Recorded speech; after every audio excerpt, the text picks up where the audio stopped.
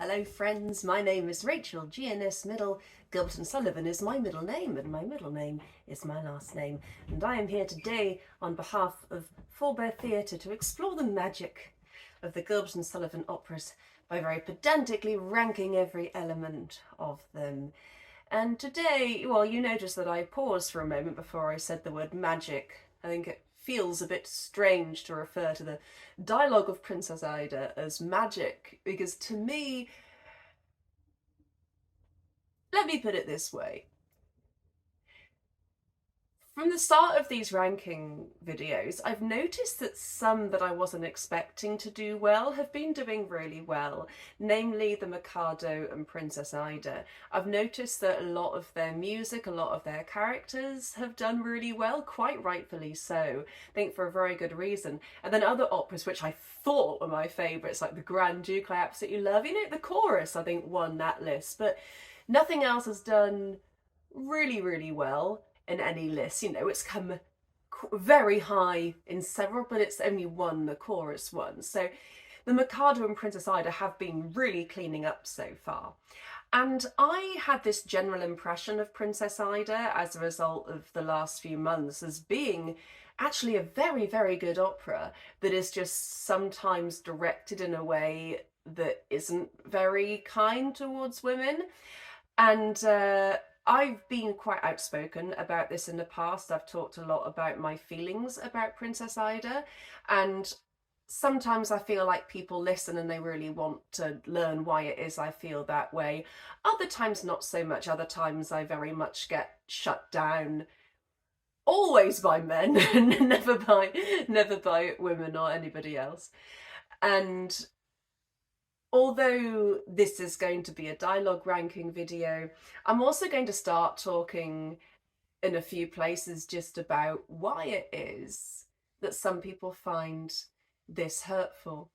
And as means of an introduction, I often get the comment, whenever I talk about Princess Ida, I often get the comment, have you read Tennyson's poem? And actually I hadn't, because I didn't feel the need to read the poem in order to make the argument that I'd been making, which is that there is problematic content. If you need context to understand why it is that content isn't problematic, then that's not really a good reason for saying the content's not problematic. You can't just present something and say, oh, this is not racist or this is not sexist because of this other poem that was published independently. So you can't say that the publication of that makes anything better. But yesterday, I finally, after almost 20 years of knowing about Princess Ida, I finally got round to reading Tennyson's poem. Full disclosure, I had to go to work, so I didn't manage to read all of it. I read the first half in detail, and then I skimmed the whole conflict section, and then I read the last few pages in detail just to get the conversation between Hilarion and Ida. So I have not read the whole thing yet, and I have ordered it, and I'm going to do a special video all about the connections between Tennyson and Princess Ida, a proper critical look at the differences and similarities between the two and what that means for Gilbert's intentions when writing Princess Ida. But I felt that when people were trying to get me to read the poem as if that would make the story of Princess Ida seem less problematic, to me, it's actually done the complete opposite. Because now, after reading Tennyson's poem, or after reading just the bits that I've read, it's possible the bits that I skimmed had something in it which would completely change what I'm about to say, but I don't think that's true. I think that I've read enough of it for what I'm about to say to be true. But to me, I'd always thought that Gilbert, he can be, his slight problematicness in Princess Ida can be explained by the fact that it's the time and people didn't really know much about early feminism. People just didn't really have very many ideas about it, and because it was in its infancy, Gilbert was just a bit naive, and so I kind of gave him a bit of a pass for it. But after reading Tennyson's poem, and yes, Tennyson's poem is still problematic. I think in its, just to cut a long story short, the idea that women and men are yin and yang and they're so different and we have to learn from each other and come together. But I mean, gender's a social construct.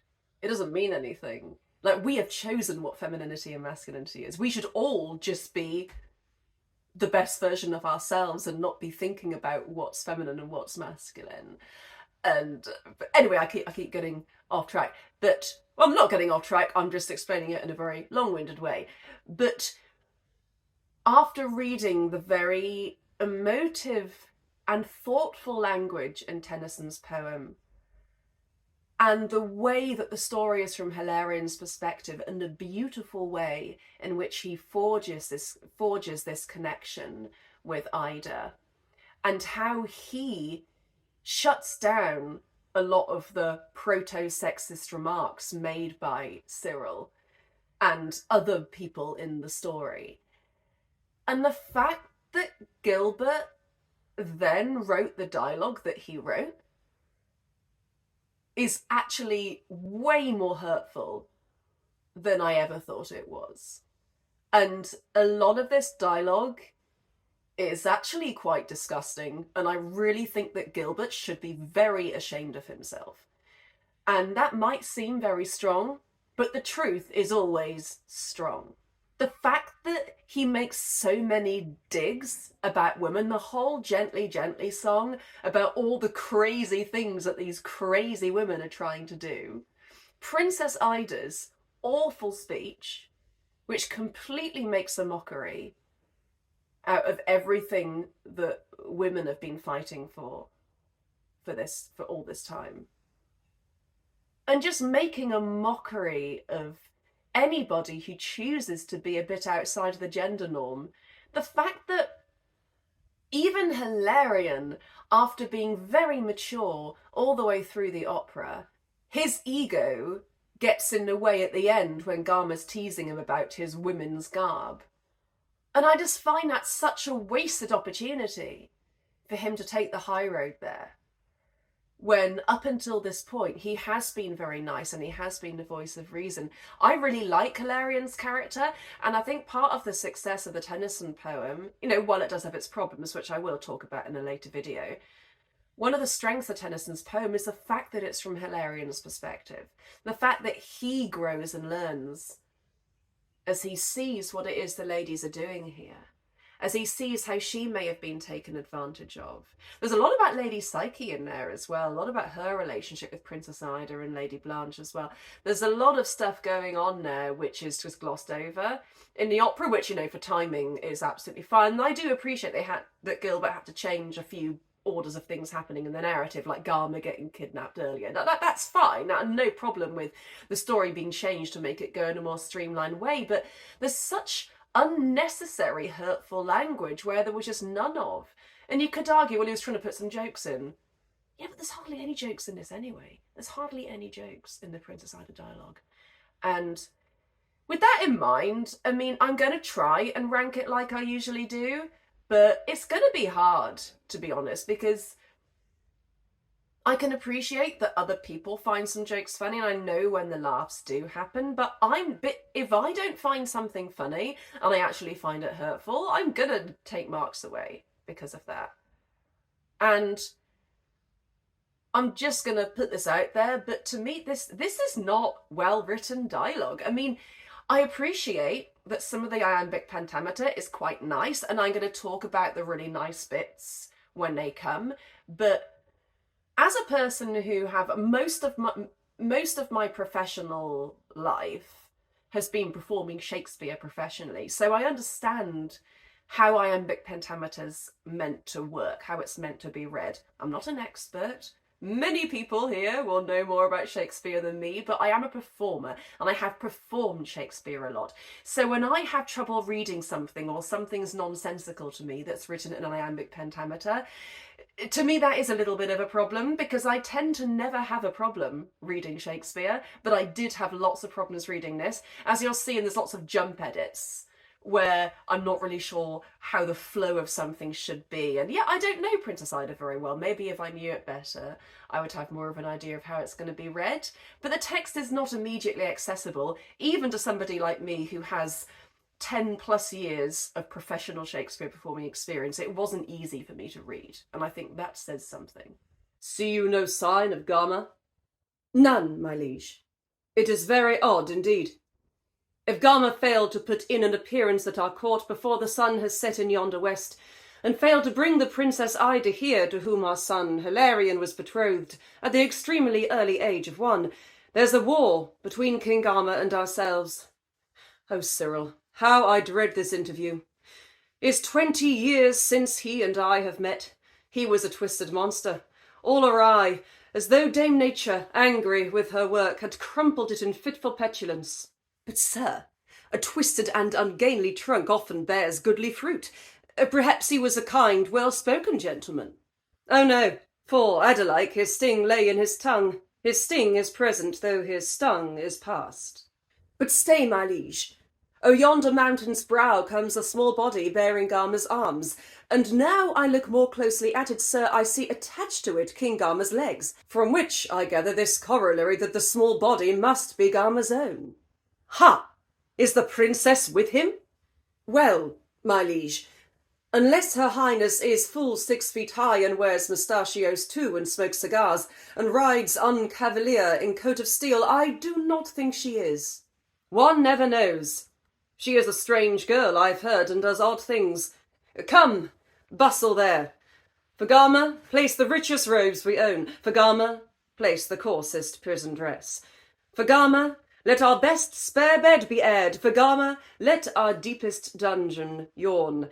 For Gama, lay the costliest banquet out. For Gama, place cold water and dry bread.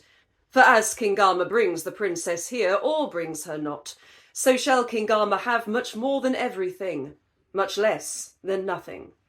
Okay, so this first scene I think is actually a really great example of good poetry, and I'm actually going to go ahead and give it a 10 out of 10 for beauty/poetry, because I love the way these lines felt when I was reading them. I think the iambic pentameter works really, really well. I love the line about King Gama's arms and his body, and it's like, oh, it's just funny. And I think that that would already get like a 7 for comedy. I think that gets like a decent mark for comedy. And I don't think the joke about, oh, unless Princess Ida's wearing mustachios, that's not terribly problematic. Like, it's a bit of, oh, for goodness sake, you know, gender differences, ha ha ha. But I do get that it would be very funny in that time to see a traditionally feminine female person being 6 foot tall and smoking cigars. I appreciate that is quite a funny thing, maybe, even though today it's a bit outdated. So I'm not going to dock at any points for problematicness in this instance, this scene. I don't think it's really been problematic. It's just it's a tiny little eye roll, but nothing too problematic. I don't think it does too much for character. I think we have established Hildebrand as the king, and he's got some courtiers, which Shannon wants to do. So I'm going to give it a 6 for character. I don't think it's bad, but I don't think it's particularly good. And yeah, it gets the 7 for comedy. I do, even though it's slightly problematic, ever so slightly, with the, oh, well, of course a woman wouldn't be seen smoking cigars and riding on cavalier on a horse. But I do like the way that line ends. Like, I do not think she is. So I appreciate that is quite funny, even if it's not terribly modern. It's still a relatively funny joke. And we are learning stuff about the situation. We haven't learned a whole lot, so I'm only going to give it a 7 for narrative, but I'm not going to dock at any points for problematicness. So I'm going to give it a 0 for problematicness. And it's actually going to go to, so I'm going to give it a 0 if it's neutral, which I consider this scene to be. No, you know what? I'll give it a -1. I'll give it a -1 for the, oh, men and women are different joke. But it's not particularly harmful. But I'll give it a -1.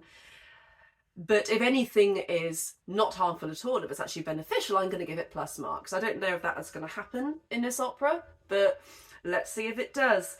Yes, so I don't really have any problems with this scene at all. I think the poetry is actually quite fun. I really do like the line about the Gama's arms, and the explanation about what we're going to give Gama if he arrives. We're going to give him coarse prison robes or costliest banquets, etc., etc. And I like the clever language with his sting is present, though his stung is past. I don't think it's quite accessible in a way, but I do appreciate the poetry there. I think the joke is a little bit too clever for its own good in a way. But I do love... But stay, my liege, o'er yonder mountain's brow comes a small body bearing Gama's arms. And now I look more closely at it, sir. I love that. And now I look more closely at it, sir. I see attached to it King Gama's legs. I do love the way it flows, from which I gather this corollary that this small body must be Gama's own. That this small body must be Gama's own. As a Shakespeare performer, as somebody who adores to read Shakespeare, I do like this. Apart from the word corollary, I don't really know what that means. Let's look it up. Dr. Ian Bradley has not considered it prudent to define the word corollary. I don't know what that means, but maybe someone else does. I could just look it up, but I'm not going to do that now. As though Dame Nature angry with her work. As though Dame Nature angry with her work. I love these lines.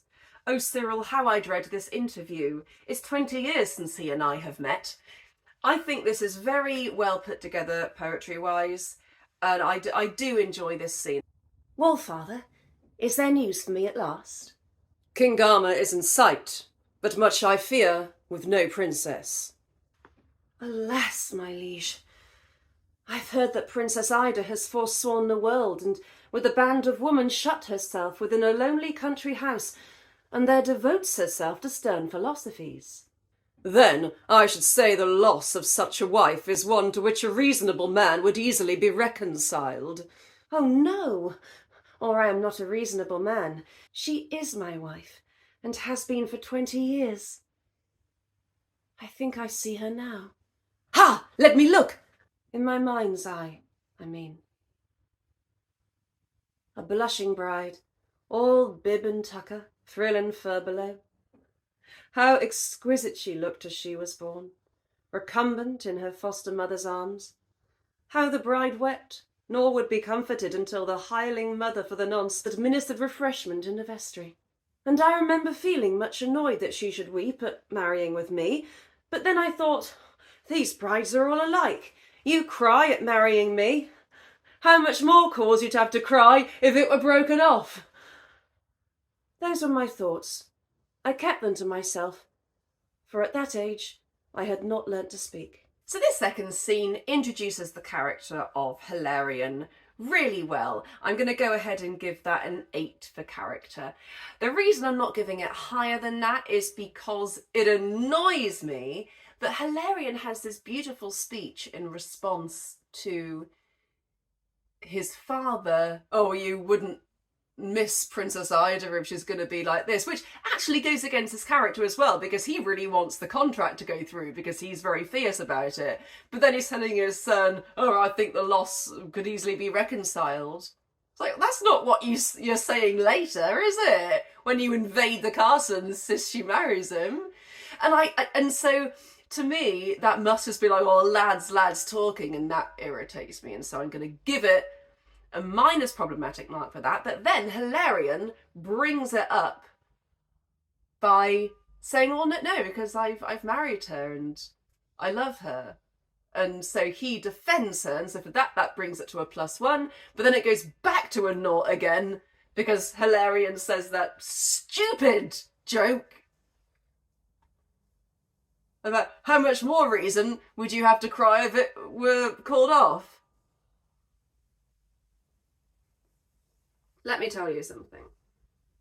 There is, and I don't know when these statistics were published, so obviously they wouldn't have been published in Gilbert's time. But it has been shown in quite a few studies. I won't find any. I'm just remembering this, but I can if you want sources. There have been studies that show that men who do not marry are less happy than men who do marry. However, women who do not marry are apparently on average more happy than women who do end up marrying. And maybe that's to do with kind of the load of labour, like domestic labour, because like women are traditionally given like the domestic load. By the way, I don't know how this corresponds with LGBTQ couples. I'm just talking about heterosexual couples here. But I hate these jokes. And the reason I'm annoyed at this joke is because you still hear jokes like this today.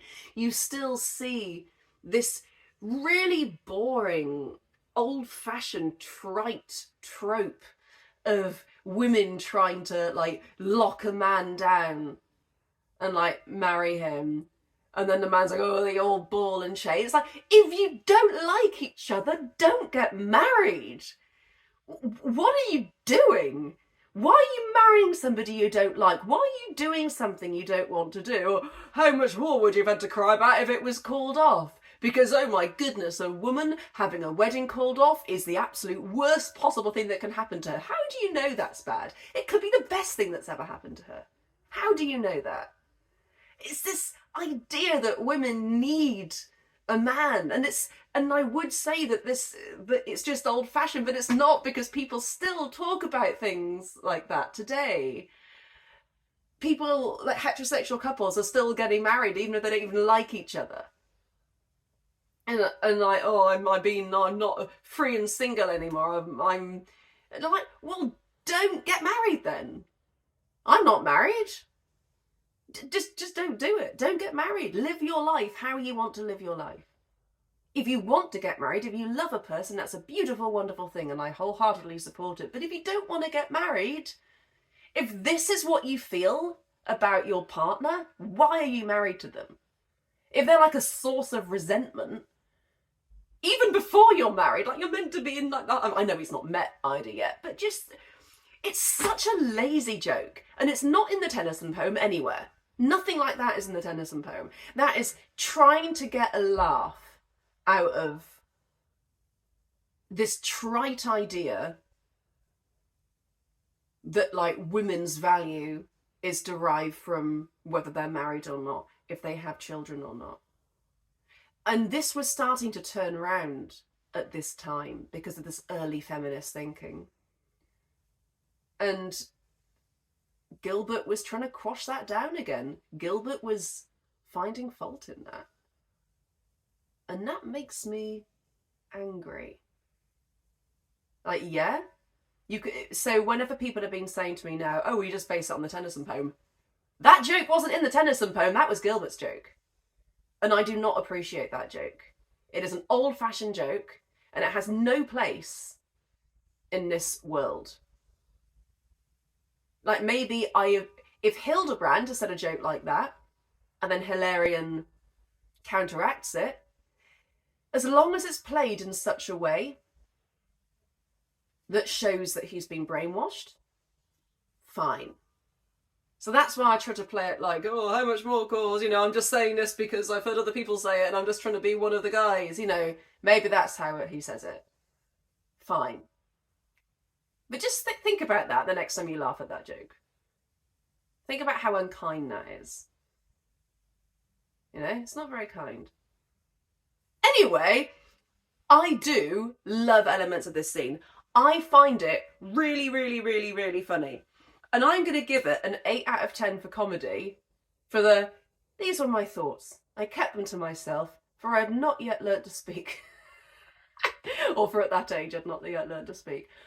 I love that line so much, and it deserves to get an 8 out of 10 purely for that. And, you know, no, hold on, I'm going to give it a 9 out of 10, because I think I see her now. Where? In my mind's eye. Because it's a Hamlet reference and I love it, and I'm going to give it a 9 out of 10 for poetry. I don't think the poetry is maybe quite as good as it is in the first scene, but I really do love this scene, and it does progress the narrative, because we're hearing stuff like maybe only a 7 because it's mainly poetry and less narrative, but hey, this scene gets a pretty high mark. But then, you know, I'm going to give it a 0 for problematicness, because it went down, then it went, I think, 2 points up, and then it went 1 point down again. So it gets a 0 for problematicness, which, considering it had a big clangor in it, but Hilarion did somewhat make up for it. So I'm going to give it a little bit of a pass for the fact that Hilarion does not seem to be wholly on board with the ideas about womanhood that Hildebrand is presenting. So this is Castle Hildebrand. Well, well. Dame Rumour whispered that the place was grand. She told me that your taste was exquisite, superb, unparalleled. Oh, really, King? But she's a liar. Why, how old you've grown. Is this Hilarion? Why, you've changed too. You are a singularly handsome child. Are you a courtier? Come then, ply your trade, tell me some lies. How do you like your king? Via rumour says he's all but imbecile. Now, that's not true. My lord, we love our king. His wise remarks are valued by his court as precious stones. And for the self-same cause, like precious stones, his sensible remarks derive their value from their scarcity. Come now, be honest. Tell the truth for once. Tell me of it. Come, I'll harm you not.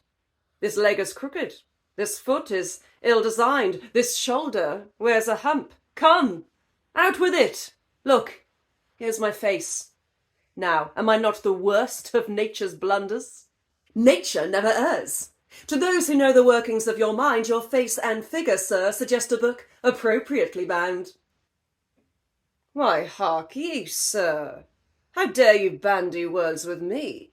No need to bandy aught that appertains to you. Do you permit this, King? We are in doubt whether to treat you as an honoured guest or as a traitor knave who plights his word and breaks it. If the casting votes with me, I'll give it to the former. We shall see. By the terms of our contract, signed and sealed, you're bound to bring the princess here today. Why is she not with you? Answer me this. What think you of a wealthy, purse-proud man who, when he calls upon a starving friend, pulls out his gold and flourishes his notes and flashes diamonds in the pauper's eyes? What name have you for such an one? A snob. Just so. The girl has beauty, virtue, wit, grace, humour, wisdom, clarity, and pluck. Would it be kindly, think you, to parade these brilliant qualities before your eyes? Oh no, King Hildebrand, I am no snob. Stop that tongue, or you shall lose the monkey head that holds it. Bravo! Your king deprives me of my head, that he and I may meet on equal terms. Where is she now? In Castle Adamant, one of my many country houses. There she rules a woman's university, with full 100 girls who learn of her. 100 girls? 100 ecstasies. But no mere girls, my good young gentleman. With all the college learning that you boast, the youngest there will prove a match for you. With all my heart, if she's the prettiest. Fancy, 100 matches all alight. That's if I strike them as I hope to do. To spare your hope, their hearts are dead to men.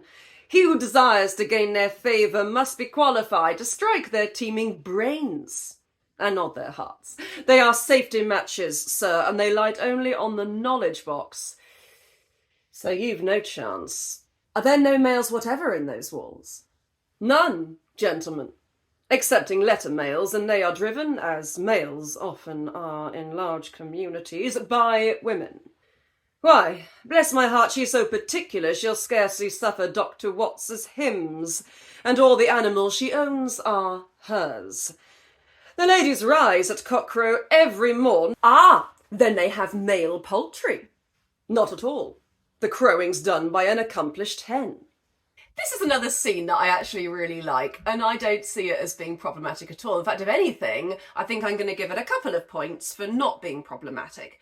Because actually, Gama is a pretty fabulous character. I know I was talking about this with Will in my Patter Rules video, but I love the way that he's just generally a troll. And like, he does make some problematic comments about women later, but I would actually explain those away by the fact that, again, he's just trolling. He just wants to get a rise out of people. So I don't know if he genuinely feels the way he does. And even though in this opera he's made out to be this really unpleasant individual, in the Tennyson poem he's like honestly fine. Like he's not actually this bad.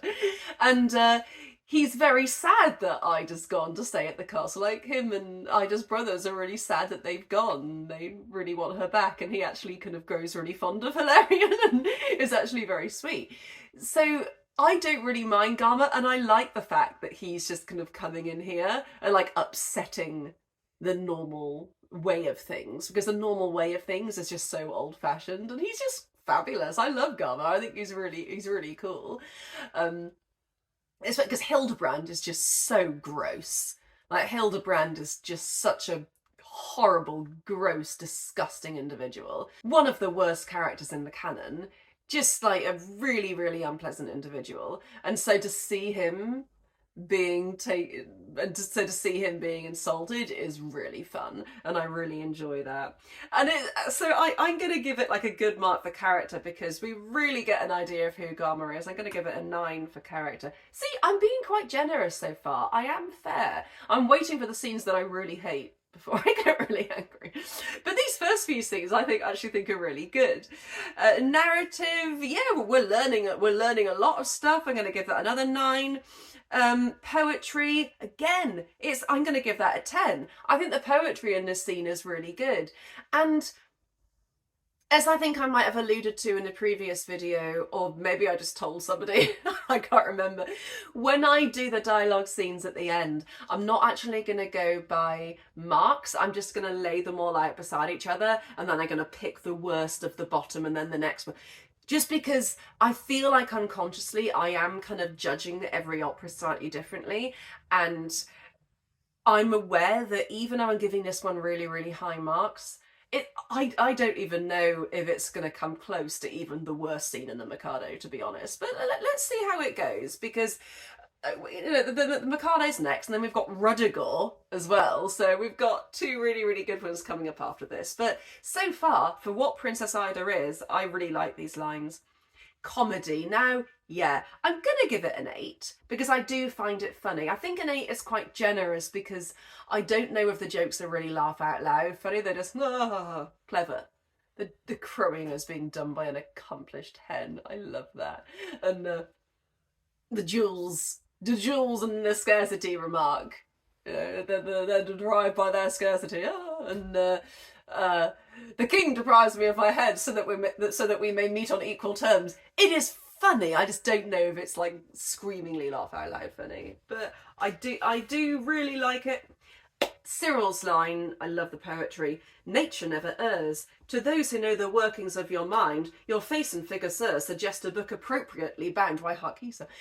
I love the way that this works, and the iambic pentameter, really strong so far. It's later that it tends to kind of go a bit weird and fall off piece. It's not as clean or easy to read in the second half of the second act and then the third act. Come, tell me some lies.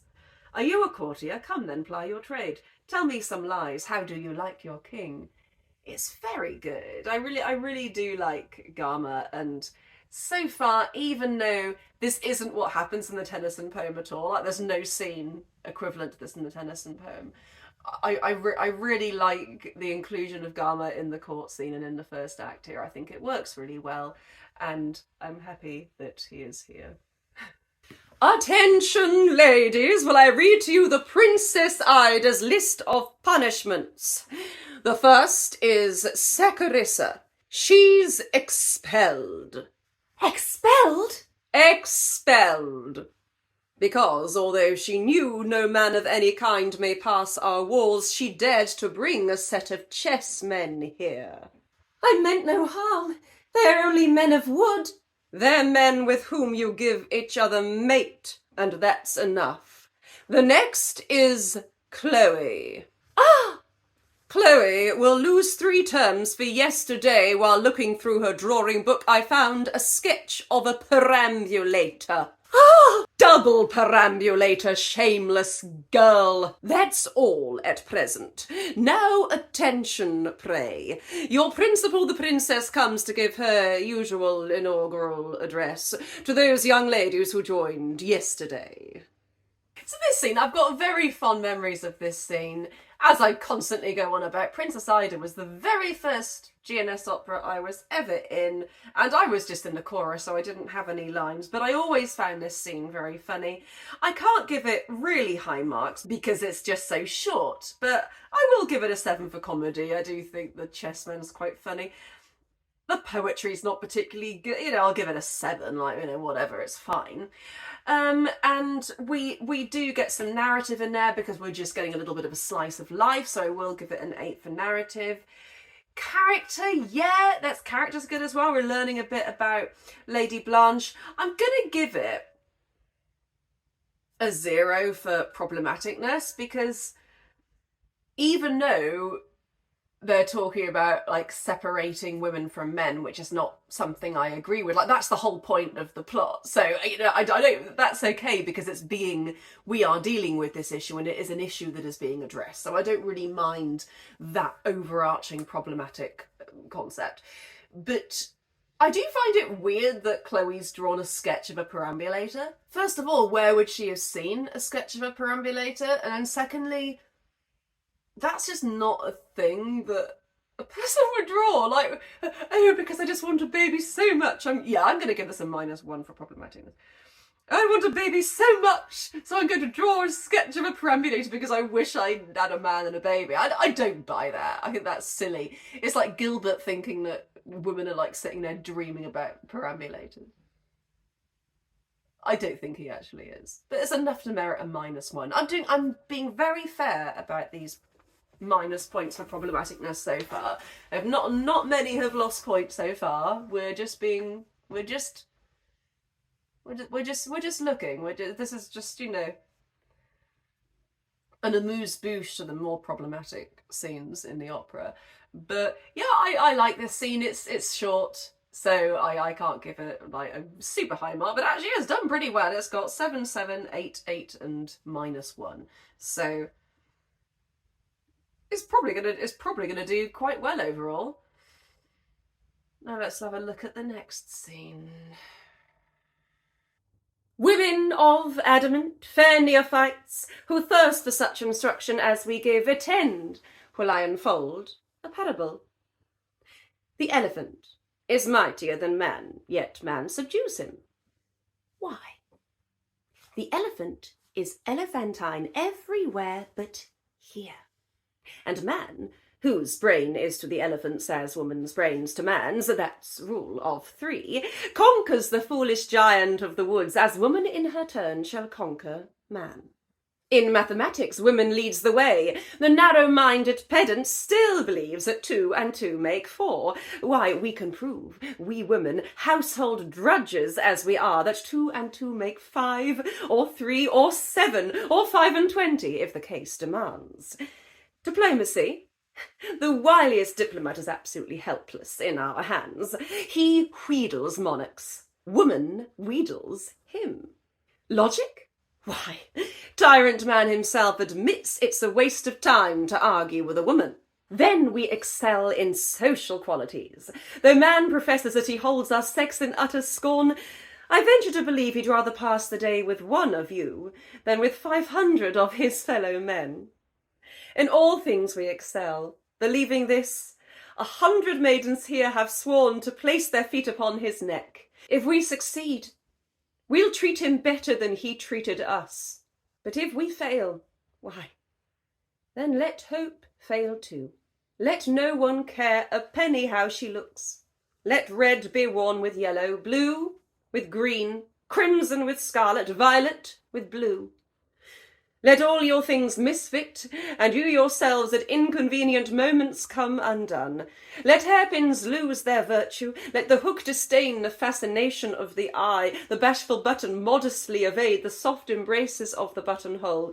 Let old associations all dissolve, let Swan secede from Edgar, Gask from Gask, Sewell from Cross, Lewis from Allenby. In other words, let chaos come again. Who lectures in the Hall of Arts today? I, madam, on abstract philosophy. There I propose considering at length 3 points: the is, the might be, and the must. Whether the is from being actual fact is more important than the vague might be, or the might be from taking wider scope is for that reason greater than the is. And lastly, how the is and might be stand compared with the inevitable must. The subject's deep. How do you treat it, pray? Madam, I take 3 possibilities and strike a balance then between the 3, as thus. The Princess Ida is our head. The Lady Psyche might be. Lady Blanche, neglected Blanche, inevitably must. Given these three hypotheses, to find the actual betting against each of them. Your theme's ambitious.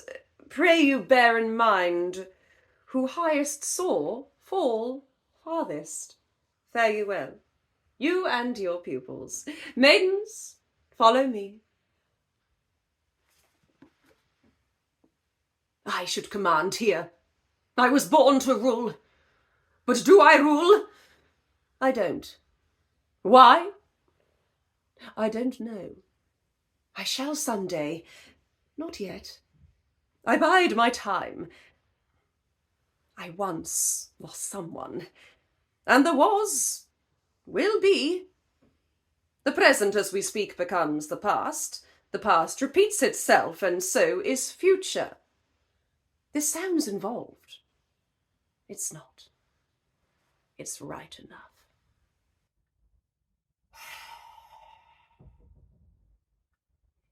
So this is the really big one. This is the one that is painful to sit through. Like,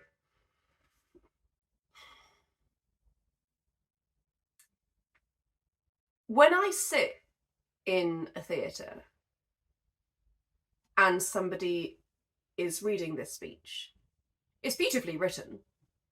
No, I'd probably give it, I don't think it's maybe quite as good as Gama's lines. I'd probably just give it a 9 for poetry. It's beautifully written, and I think the characters of Ida and Blanche are reflected really, really well. So I'd also give it a high mark for character. All of the jokes in this are based on myths. All of the jokes are based on things that are incorrect and hurtful.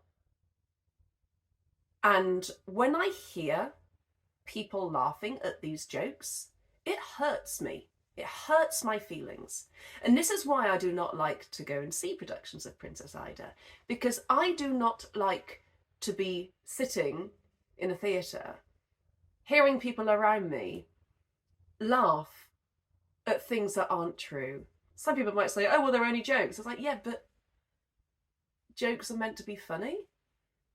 And things are usually funny because there's some kind of truth behind them. In fact, I'm just going to go through the whole speech and we'll look at it line by line, shall we? That's what we'll do. The elephant is mightier than man, yet man subdues him. Why?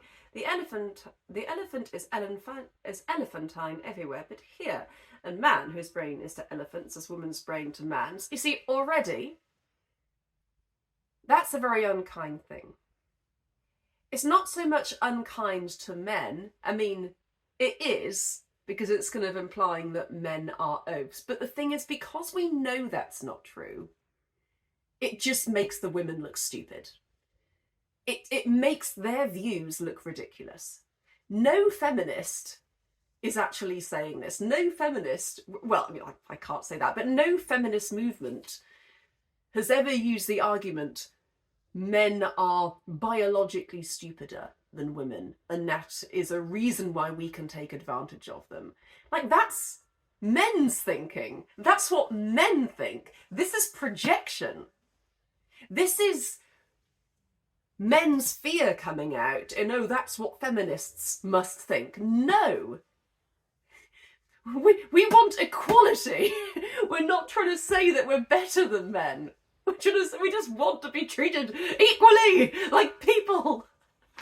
That's all. That's it. That's all. As woman in her turn shall conquer man. Maybe this is what Ida's doing. That's fine. I mean, I get that the piece is about the fact that this woman, Ida, is doing something which is ridiculous. But the trouble is, there are too many people who think that this is what feminists actually want, and to kind of skirt close to this line of reality and ridiculousness, it's just not a nice thing to do when people are actually suffering as a result. Because when you punch upwards, when you like make fun of the House of Peers, like, it's not going to affect them. They're not going to be affected by that. Oh, boo-hoo for them. They're still going to eat all the food they want, do it. It's not going to affect their lives even slightly. But to have this kind of humour imbued in popular culture does harm people. It harms women. In mathematics, women leads the way. The narrow-minded pedant still believes that 2 and 2 make 4, while we can prove that 2 and 2 make 5 or 3 or 7 or 5 and 20 if the case demands. And this is so interesting because Gilbert uses the same joke again in Utopia Limited. A 2 or 2 or 3 or 5 or anything you please. But the thing is, both times it's used as an obviously ridiculous thing. Like, we're so advanced that we're proving something which is obviously unprovable. Because when it comes to expressing truths about numbers in a logical way, 2 and 2 can only ever make 4. Because we're not talking about numbers here, we're talking about the concept of 2 and concept of 4. That and that makes that. And that can never not be the case. So the way we talk about that in modal logic is that we'd say that 2 and 2 make 4 in every possible world. So yeah, there may be some worlds in which the word 4 actually means 5, and then 2 and 2 would make 5, but that's not really fair because we're talking about the concept of 2 and concept of 4. And it's what's called an analytically true statement. I think I've still got this right. So something that's analytically true is true in every possible world. Water is wet because the definition of water has wet in it. So if it wasn't wet, it wouldn't be water. There's also something called deductive reasoning where, for example, Sally is a bear. All bears have bones, therefore Sally has bones. So the idea of 2 and 2 ever making anything that's not 4 is meant to be a ridiculous thing. Because women are just so flaky and crazy that they can say anything. Like, that's the joke. Like, because what else is the joke? Is the joke here that women are so clever that they can do this? It's not. We all know that's not the joke. Okay? We know, we're not stupid. The wiliest diplomat is absolutely helpless in our hands. And again, it's like, this is what men still do this today, and women still do it today, in fact. This idea that because women have these perceived advantages, that's not feminism. It's like, well, no, it's not feminism. These perceived advantages that women have in society are actually just misogyny. The idea that a woman can get by because she's pretty, I mean, for a start, it's just completely false. It's like, look how hot I am. And it's like, is my theatre company doing well? Like, yeah, it's doing all right. But do I have loads of money? No. You cannot just get by being pretty. In fact, your looks are against you as a female person. I am not a woman. I do not believe in the concept of womanhood does not apply to me. I do not ally myself with womanhood. I do not ally myself with things that are feminine. I wear what I want to wear because I want to look fabulous, and it just so happens that most women's wear just looks more fabulous than most men's wear. But I do not like genderized things. I do not associate myself with womanhood.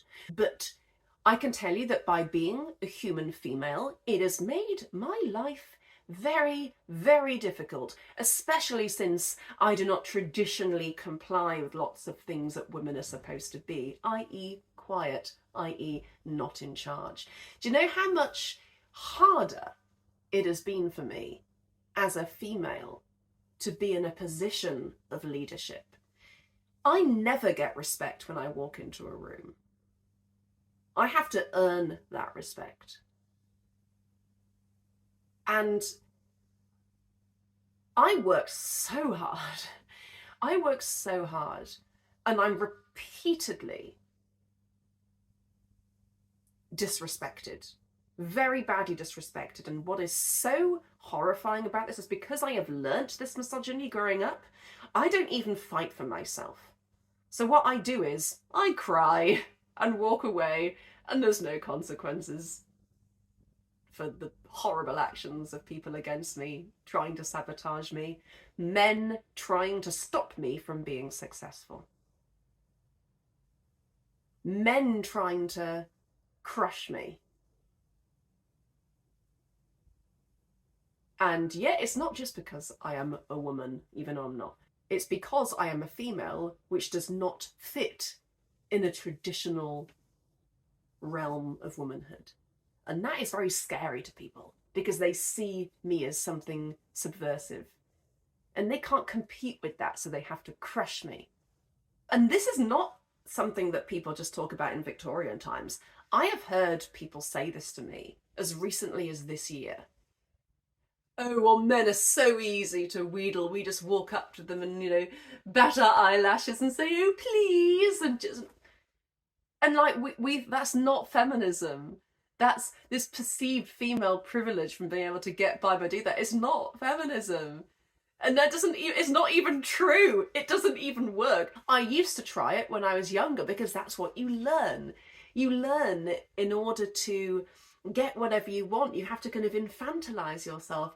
Oh, please. Or like, oh, I can't stand these other women that don't just fit in with society, you know, but I'm going to do that. I'm going to be a good little woman, you know.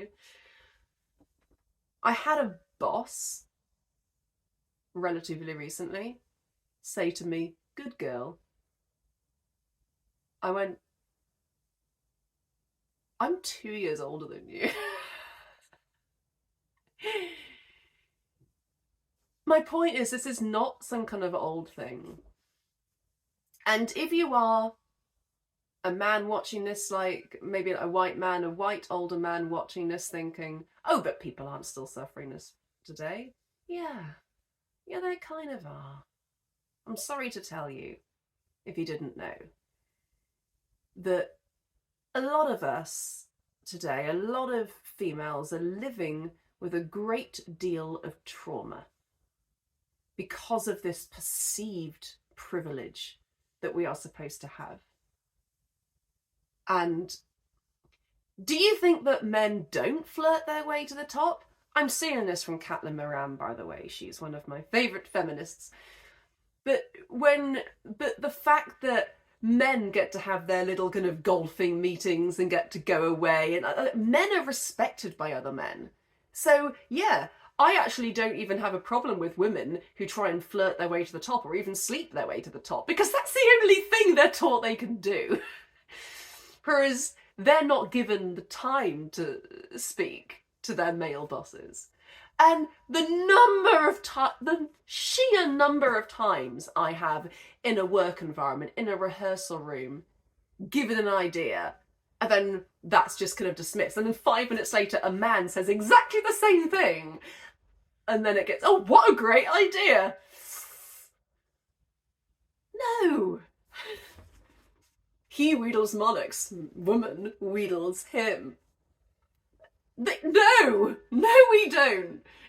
All throughout history, women have been dying in childbirth. You know, yeah, you get the odd amazing woman. Empress Theodora is my favourite. I've named my cats Empress Theodora and Catherine the Great after these two great historical women. But I mean, even they had their problems. But yeah, you get the odd one, but they're the exception because most women were, you know, because most women were too busy washing blood out of their underwear and having babies. So, yeah, we didn't really have much time to invent anything. Interestingly enough, Tennyson actually talks about this. There's a bit in the Tennyson poem where Cyril says, well, what have women invented? What have women done? It's like, and then Hilarion replies, well, they're just as capable as you or me, but they've been crushed. You know, and it's like, wow, yeah, that's what it is. So where's that in Princess Ina Gilbert? Where's that? Where's that in this speech? In this long speech about women's empowerment? Where is that?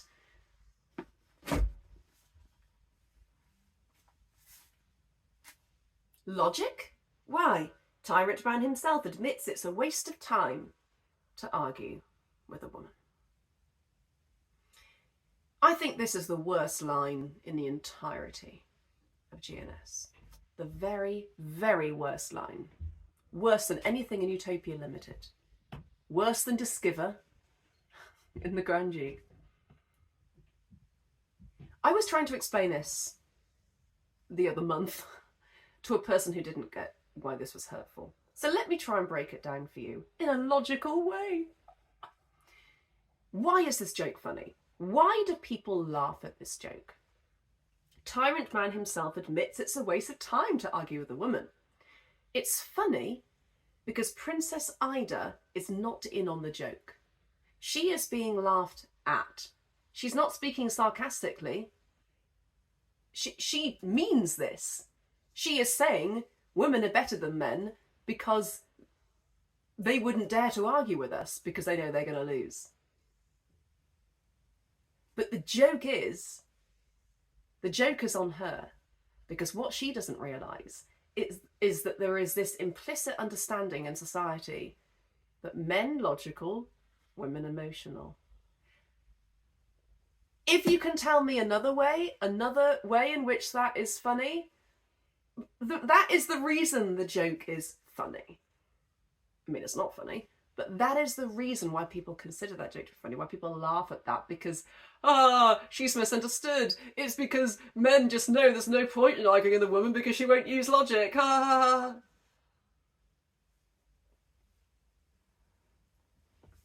have you know that in my second year at university, I took an advanced logic course, an advanced formal logic course, and I got a 19 out of 20 in my final paper, and I don't know where I lost that mark.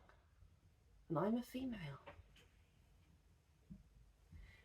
And there's also this idea that somehow you can't be logical and emotional at the same time, which to me I find very baffling. And that is the number of times that I have been really, really hurt or dismissed or crushed or shouted at or put down by a man.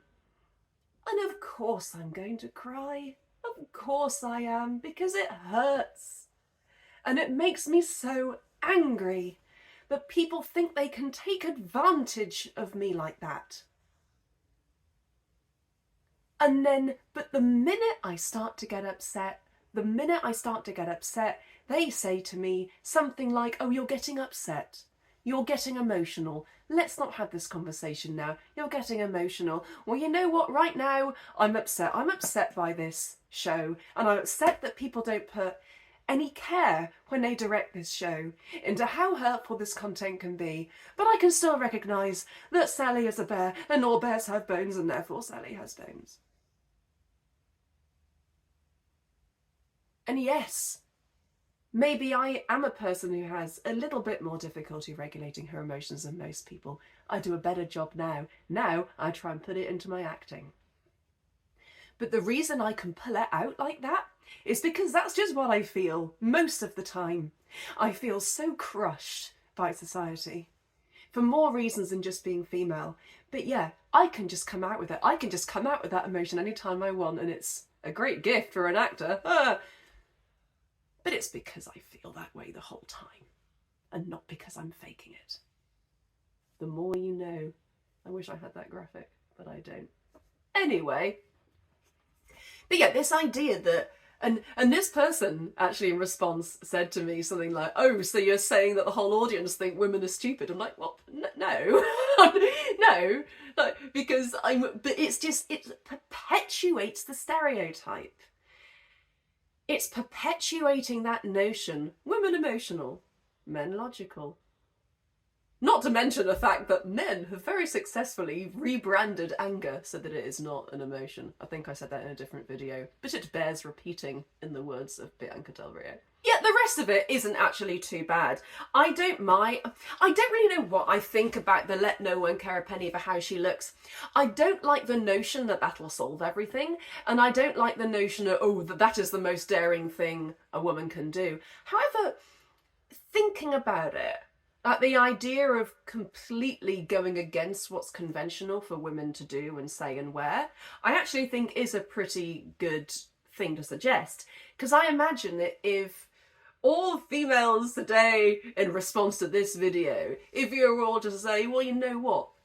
I'm not gonna like wear conventional clothes anymore. I'm not gonna do what people expect women to do.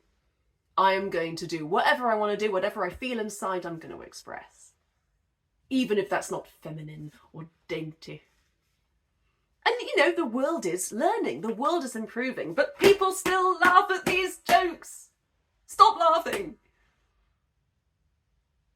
And the thing is, I fully appreciate that people may not have just understood how hurtful it is, but from now on, I invite you not to laugh at this speech. I'm just inviting you. You don't have to laugh. It's not screamingly funny. Anyway, I'm inviting you to consider that this may be quite powerful. If this whole speech was read out and there was just silence, that's not insulting to the actors on stage. It's not insulting. They are reading the text. The text is from a different time.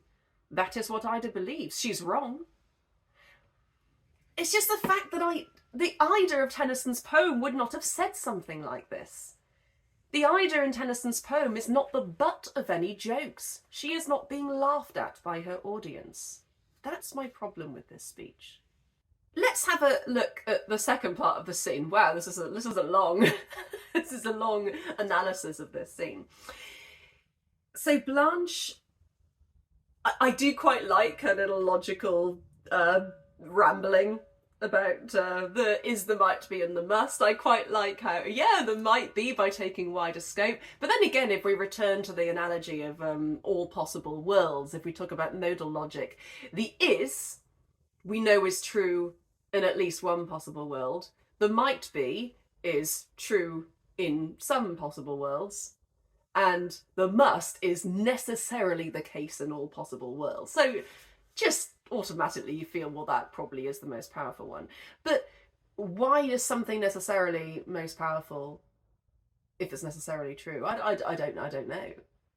I mean, I think Blanche herself realises that her subject's a bit silly, and I like this little dig at how silly philosophy is, and I do think that I may be missing something, because it's been, even though I actually have a master's in philosophy, it was a very long time ago, and I appreciate that there are people maybe watching these videos who are currently still studying philosophy and are academics in philosophy. So if you're one of those people, please feel free to chime in and talk to me about Blanche's logic. I should command here. I was born to rule, but do I rule? I don't. Why? I don't know. I love that. That's really funny. So I'm going to just mark this. No. I'm going to give this like a decent mark for comedy, because I do think that Blanche's lines at the end, maybe I could have split it into two, but no, I'm not going to do it. I'm going to be a purist about this. I'm going to give it a 5 for comedy, because even though I don't find the speech at all funny, I do think that there's some funniness in what Blanche says. I'm going to give it an 8 for poetry. I think the speech does read really well if you ignore the subject matter. Narrative, yeah, you're learning quite a lot about what's going on. Character, yeah, again, learning more about Blanche, more about who Ida is. But then again, this Ida, this ferocious individual who's really intelligent, that's not coming across in a speech, because she's the butt of the jokes several times. And so I can only give it a 6 for character. I'm confused by Ida's character in this. I'm going to give this a -10 for problematicness. This is so egregious. I'm going to, if I ever direct this, which I think I will, I'm going to write an entirely new speech based on Tennyson's poem. That is actually what a couple of people I think have done. A couple of people have actually adapted Princess Ida with words from the Tennyson poem, which I think is so good. I think that's the way to do it. I've ordered a hard copy of the Tennyson book, and I'm going to do a proper video, I think, just on the relation between the opera and the poem. But when I do Ida, I'm definitely going to use the book to improve some of these scenes. So that's the Princess Ida's castle. Well, they must be lovely girls indeed if it requires such wars as these to keep intruders off. To keep men off is only half their charge, and that the easier half. I must suspect the object of these wars is not so much to keep men off as keep the maidens in. But what are these? Why, academic robes worn by the lady undergraduates when they matriculate. Let's try them on. Why, see, we're covered to the very toes. 3 lovely lady undergraduates who, weary of the world, and all its wooing, and penitent for deeds there's no undoing, looked at askance by well-conducted maids, seek sanctuary in these classic shades. So, strangely, even though this is the scene that involves them putting on the women's clothes, I actually don't really have any problems with this scene at all. And it's just so short, there's not really much you can say about it, so I'll go through it pretty quickly. Honestly, I'm going to give it a 0 for problematicness because they're not saying anything that's insulting to women. I don't think that Cyril's line is very kind when he's saying, oh, I think the walls are actually to keep the maidens in. But the thing is, Cyril is meant to be that character. Like, he's meant to be the kind of odious character who's very sexist. And it's fine to have sexist characters because he's offering a kind of commentary and what he's saying is dealt with. Whereas to contrast with Ida's speech, like, she comes away from that looking like a fool to the audience. Whereas Cyril's opinion here is very much, the theme of the opera, if that makes sense. So I don't find that problematic at all. There's not much in the way of character. I'm just gonna give it a 6 because we do get to learn that Cyril's a bit more of a troublemaker than the other two. So I guess I give it a 6 for that. But narrative, yeah, I guess things are happening. I'll give that a 6. Poetry, I'll give that a 6 as well. It's just a pretty much blah scene. Nothing's really going on. I'll give it a 5 for comedy. Again, just not really much is going on. Not really much to say, but also nothing really to complain about here either. But I don't imagine this scene will do well because it is just so short. We greet you, ladies. What would you with us? What shall I say? We are 3 students, ma'am, 3 well-born maids of liberal estate who wish to join this university. If, as you say, you wish to join our ranks and will subscribe to all our rules, 'tis well. To all your rules we cheerfully subscribe. You say you're noblewomen. Well, you'll find no sham degrees for noblewomen here. You'll find no sizes here or servitors or other cruel distinctions meant to draw a line twixt rich and poor. You'll find no tufts to mark nobility, except such tufts as indicate nobility of brain. As for your fellow students, mark me well, there are 100 maids within these walls, all good, all learned, and all beautiful. They are prepared to love you.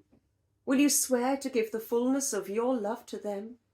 Upon our words and honours, ma'am, we will. But we go further. Will you undertake that you will never marry any man? Indeed, we never will. Consider well, you must prefer our maids to all mankind. To all mankind we much prefer your maids. We should be dolts indeed if we did not, seeing how fair. Take care, that's rather strong. But have you left no lovers at your home who may pursue you here? No, madam, none. We're homely ladies, as no doubt you see, and we have never fished for lovers' love. We smile at girls who deck themselves with gems, false hair, and meretricious ornament to chain the fleeting fancy of a man, but do not imitate them. What we have of hair is all our own, our colour too. Unladylike, but not unwomanly is nature's handiwork, and man has learnt to reckon nature as impertinence. Well, beauty counts for naught within these walls. If all you say is true, you'll pass with us a happy, happy time. If, as you say, 100 lovely maidens wait within to welcome us with smiles and open arms, I think there's very little doubt we shall. Okay, so I think this one is a little bit more problematic because they really dwell on quite homophobic material here. And again, I don't think Gilbert was intending this to be homophobic. I don't think there was really much of a concept of even heterosexuality then. So I don't think that was really his intention. But if you laugh at it today, that's just homophobic. Because the idea that it would be funny, the idea that they would want to marry a man, oh, that's so hilarious. Like, what how is that funny? This is not funny at all. And I get that, like, Cyril is very vocally heterosexual, so okay, maybe it's not automatically problematic, but I do think that it's not great. It's really not. It's not great how much they dwell on it, and how there's this sense of Princess Ida being made the fool of here. I remember that I think it was Peak Opera. They did a version of Princess Ida where they made it obvious that Ida and Psyche and I can't remember who else, but definitely Ida and Psyche totally knew that it was men the whole time, and they were the ones like in on the joke. And I think that that did solve this problem, but I do think that like a lot of the kind of emotional power of the Act 2 finale is lost as a result of that. So I think that I can see what they were doing, and I think it was a good choice to eliminate this problematicness. But I do think that it did take away something from the story, which was a shame. But maybe I think there's definitely some mileage in taking that direction for that purpose, because there's something very horrible here about these women's spaces being invaded. I know that the idea of men invading women's spaces has become extremely twisted in recent years in a very transphobic way. In fact, Will had this really great idea of Hilarion maybe realising she's a trans woman throughout the course of this story. I think that's a beautiful idea. But just in a very traditional version of it, this is three cis men, invading a space which is meant to be for women's safety. So that's very different to all the stuff that's been in politics recently, to which I am very, very, very, very much on the side of inclusivity and wanting everyone to feel safe in their spaces. But in this case, it's not a good thing, and it's very sinister the fact that they're talking so much and they're kind of laughing about it. And whereas in the poem, this is a very scary thing that they're doing. And I think, yes, Cyril is being a bit of an idiot, but you kind of get the impression that it's funny here. That, like, it's not just Cyril, and it's made to seem funny that these men have managed to sneak their way in, whereas it really should be very high stakes for them. They're going to die if they get found out. So this shouldn't be a joke. This should very much be, like, lots of tension, like they have to make sure they're not found out. Because and also, not to mention, this was such an opportunity to have it really blatantly so that Hilarion just fell in love with Ida at first sight, and yet that's not blatant. And yeah, you can totally make it like that with the actors, but it's a shame that it's not more overt. So I don't think this scene is hugely problematic, but I don't like it. I'm going to give it a -4 for problematicness. I don't like the way that it's turned into a joke that their castle has just been, their sacred place has been invaded, basically. I don't like that. And they've not been invited in like a truthful, honest way, because they've not revealed their true selves. Because these are not trans women. Like, they are not, if they were, if they wanted to go in as trans women, I think Princess Ida probably would have been pretty fine with that. But that's not the case here. They are deliberately trying to sneak their way in a sinister, invasive way, and that is not okay. Character, what do you learn? You get to see a bit more of Cyril's rambunctiousness. You get to see more of Ida's trustworthiness. I do think that's nice. I'm going to give it a 7 for character. You don't learn too much more about Hilarion. He doesn't really have many lines that show you his softness, which I absolutely love. Narrative, yeah, the story is progressing a bit, but I don't think much really happens in this scene. I'm only going to give this scene a 6. Again, nothing really overt happens. It's more just like a joke about, oh, how hilarious it would be if these men wanted to marry other men. Oh, the thought of that happening. It's just, the jokes haven't aged well. It's not aged well. Poetry as well. I don't think this scene really matches the other ones at all. I'm only going to give that a 6. Like, it's fine, but it's not great.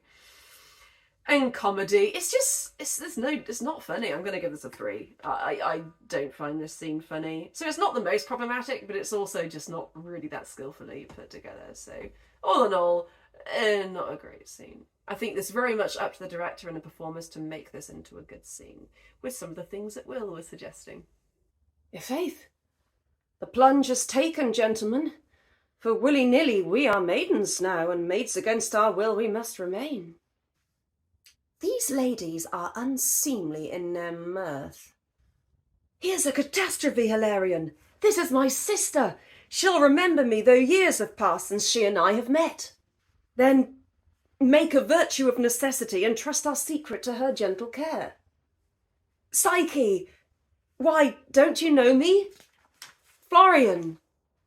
Why, Florian! My sister! Oh, my dear! What are you doing here? And who are these? I am that Prince Hilarion to whom your princess is betrothed. I come to claim her plighted love. Your brother Florian and Cyril come to see me safely through. The Prince Hilarion? Cyril too? How strange! My earliest playfellows. Why, let me look. Are you that learned little Psyche who at school alarmed her mates because she called a buttercup ranunculus bulbosus? Are you indeed that Lady Psyche who at children's parties drove the conjurer wild, explaining all his tricks before he did them? Are you that learned little Psyche who at dinner parties brought into dessert would tackle visitors with, "You don't know who first determined longitude. I do. Hipparchus 'twas, BC 163. Are you indeed that small phenomenon? That small phenomenon indeed am I. But gentlemen, 'tis death to enter here. We have all promised to renounce mankind. Renounce mankind? On what grounds do you base this senseless resolution? Senseless? No. We are all told, and being taught believe, that man sprung from an ape is ape at heart. That's rather strong. The truth is always strong. So this to me is probably one of the least problematic scenes. I actually do really like it, and the thing I like most about it is the fact that they're all so happy to see Psyche and they are talking to her like a human. They're not talking to her like, "Oh madam," like being deferential or being, "Oh, aren't you lovely and beautiful and cute?" They're like, "Oh, your brain is nice. You are the one with the big brain who is very clever." So I actually think this gets a +7 for problematicness. I don't think that Cyril is, showing his rambunctious self again, "Oh, what grounds do you base this senseless resolution?" And I don't think that, I think that Psyche's solution, well, it's not actually Psyche's solution, of saying that more men are ape, therefore are ape at heart. Again, it kind of goes back to this perceived privilege that we're meant to have, and that, oh, men are all oafs and we're the very, delicate, sensible ones. You know how in adverts, I don't know if it's so much the case now, but how, because it was mostly women at home during the day, all adverts during the day were like, "Oh, these stupid men, oh, these stupid husbands of ours, oh, like, only we're sensible, and men are these downtrodden, stupid oafs." And, so it's a very old-fashioned idea, but actually it has continued today. So I don't particularly appreciate that, but so I don't like that, and I would never use humour like that, but I will repeat that it is always better to punch up than it is to punch down. So even though I don't personally find, I don't really find the content of this song, like, it's not problematic, it kind of is, and I don't particularly like it,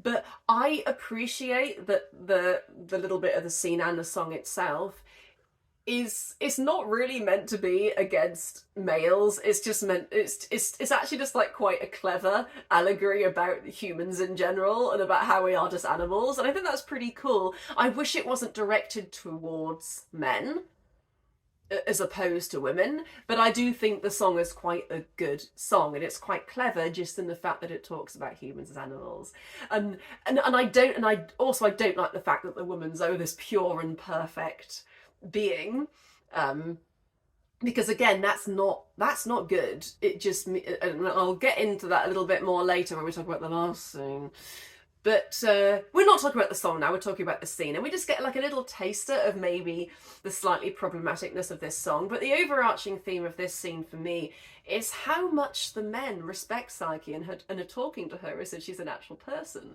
And I really like that. And you learn about her, so I'm going to give it a 7. However, she doesn't really talk that much, as most people talking about her. Narrative, it doesn't progress really much at all. I'll give it a 5. Yeah, they've met someone. Great. She talks more about what they're doing here, so I'm going to go a 5. It's not too much. Poetry, yeah, I quite like the poetry in this scene. I'll give it a 7. I do quite like the and there's lots of I like the individual speeches that the men have about Psyche. I think that's quite good. And comedy, I don't think it's amazingly funny, but it's pretty funny. So I'll give it a 6 for comedy. No kind of laugh out loud moments, but certainly nothing to sniff at. So yeah,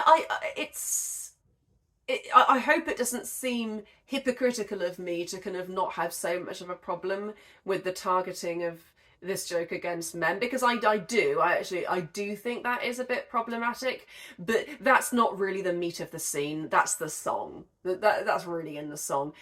The reason I like this scene is because they're talking to Psyche like she's a person. And newsflash, women are people. Oh, Lady Psyche! What? You heard us then? Oh, all is lost! Not so? I'll breathe no word. How marvellously strange. And are you then indeed young men? Well, yes, just now we are, but hope by dint of study to become in course of time young women. No, don't do that. Is this indeed a man? I've often heard of them, but till today never set eyes on one. They told me men were hideous, idiotic, and deformed. They're quite as beautiful as women are. As beautiful. They're infinitely more so. Their cheeks have not that pulpy softness which one gets so weary of in womankind. Their features are more marked, and oh, their chins. How curious. I fear it's rather rough. I don't apologise. I like it so. I find this scene quite fun. It's like Melissa's romantic / sexual awakening. And what's cool about it is the fact that she's not being particularly demure about it. She's being quite vocal. And that is, I think, the first improvement on the Tennyson poem. Because the reason that Florian likes Melissa in the Tennyson poem seems to be because she's just so pure and blushing and so sweet. But actually in this, she's like, oh my God, you guys are so fit. And I like that. I appreciate that. So this to me is funny in all the right ways, because she's really identifying what she feels and owning that feeling, and then she's taking that to realise, oh my goodness, my chief was wrong about this. Like, actually some men are really beautiful. Because Princess Ida has been telling them all that men are hideous, idiotic and deformed, and we know that's not true. And Ida's obviously been through some trauma that's made her believe that. I don't think she's being malicious. I don't think Ida's she's lying deliberately. I think that she has been through some trauma, and that's how she's processing it, by saying that's just what all men are like. Not unlike certain other people we know in popular media today, using valid trauma to make blanket statements about a completely unrelated group of people. So, I give this an 8 for comedy. Oh, no, don't do that. No, I like it. No, I don't apologise. I like it so. One of the most quoted lines from Gilbert and Sullivan, like you hear that, I think I saw it on Facebook this very day, or maybe yesterday.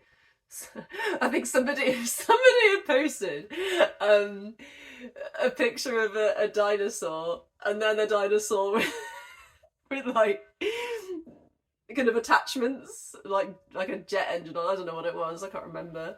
And that one was raptor, then one was modified raptor. And they said, is this content appropriate for this group? And then my friend Leon said, oh, no, don't apologise. We like it so. And I like that. But yeah, I love that kind of thing. That made me really, really happy. Modified raptor. Anyway, but the line "I like it so" is often used, and I fear it's rather rough. It's just so happy. I really love this scene and the song that follows it. It's just a very lovely, happy moment where they realise, oh wait, we can get on. And we can talk to each other like people, and we can find each other beautiful, and that's okay. Like, we can get on and vibe, and we're just like a group of guys, I don't like so much the fact that the differences between men and women are harped on about. Like, men's and women's face is really that different. Like, I guess that males traditionally kind of grow like stubble, but not all of them do. And a women's cheeks particularly soft. Like, I don't even know what Melissa's talking about. So. But you know what, I'm not going to give it any problematic points, because this is Melissa's opinion, and she's been shut away from men her whole life, presumably. So, I'm not going to get into that.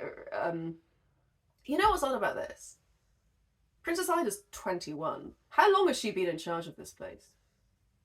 When did she set this place up? Like, last year? So the place hasn't been open for that long, so unless Blanche has herself just kept Melissa away. I need to read the Tennyson poem to get the answer to this, because I know that both Blanche and Psyche are widowed, according to the Tennyson poem.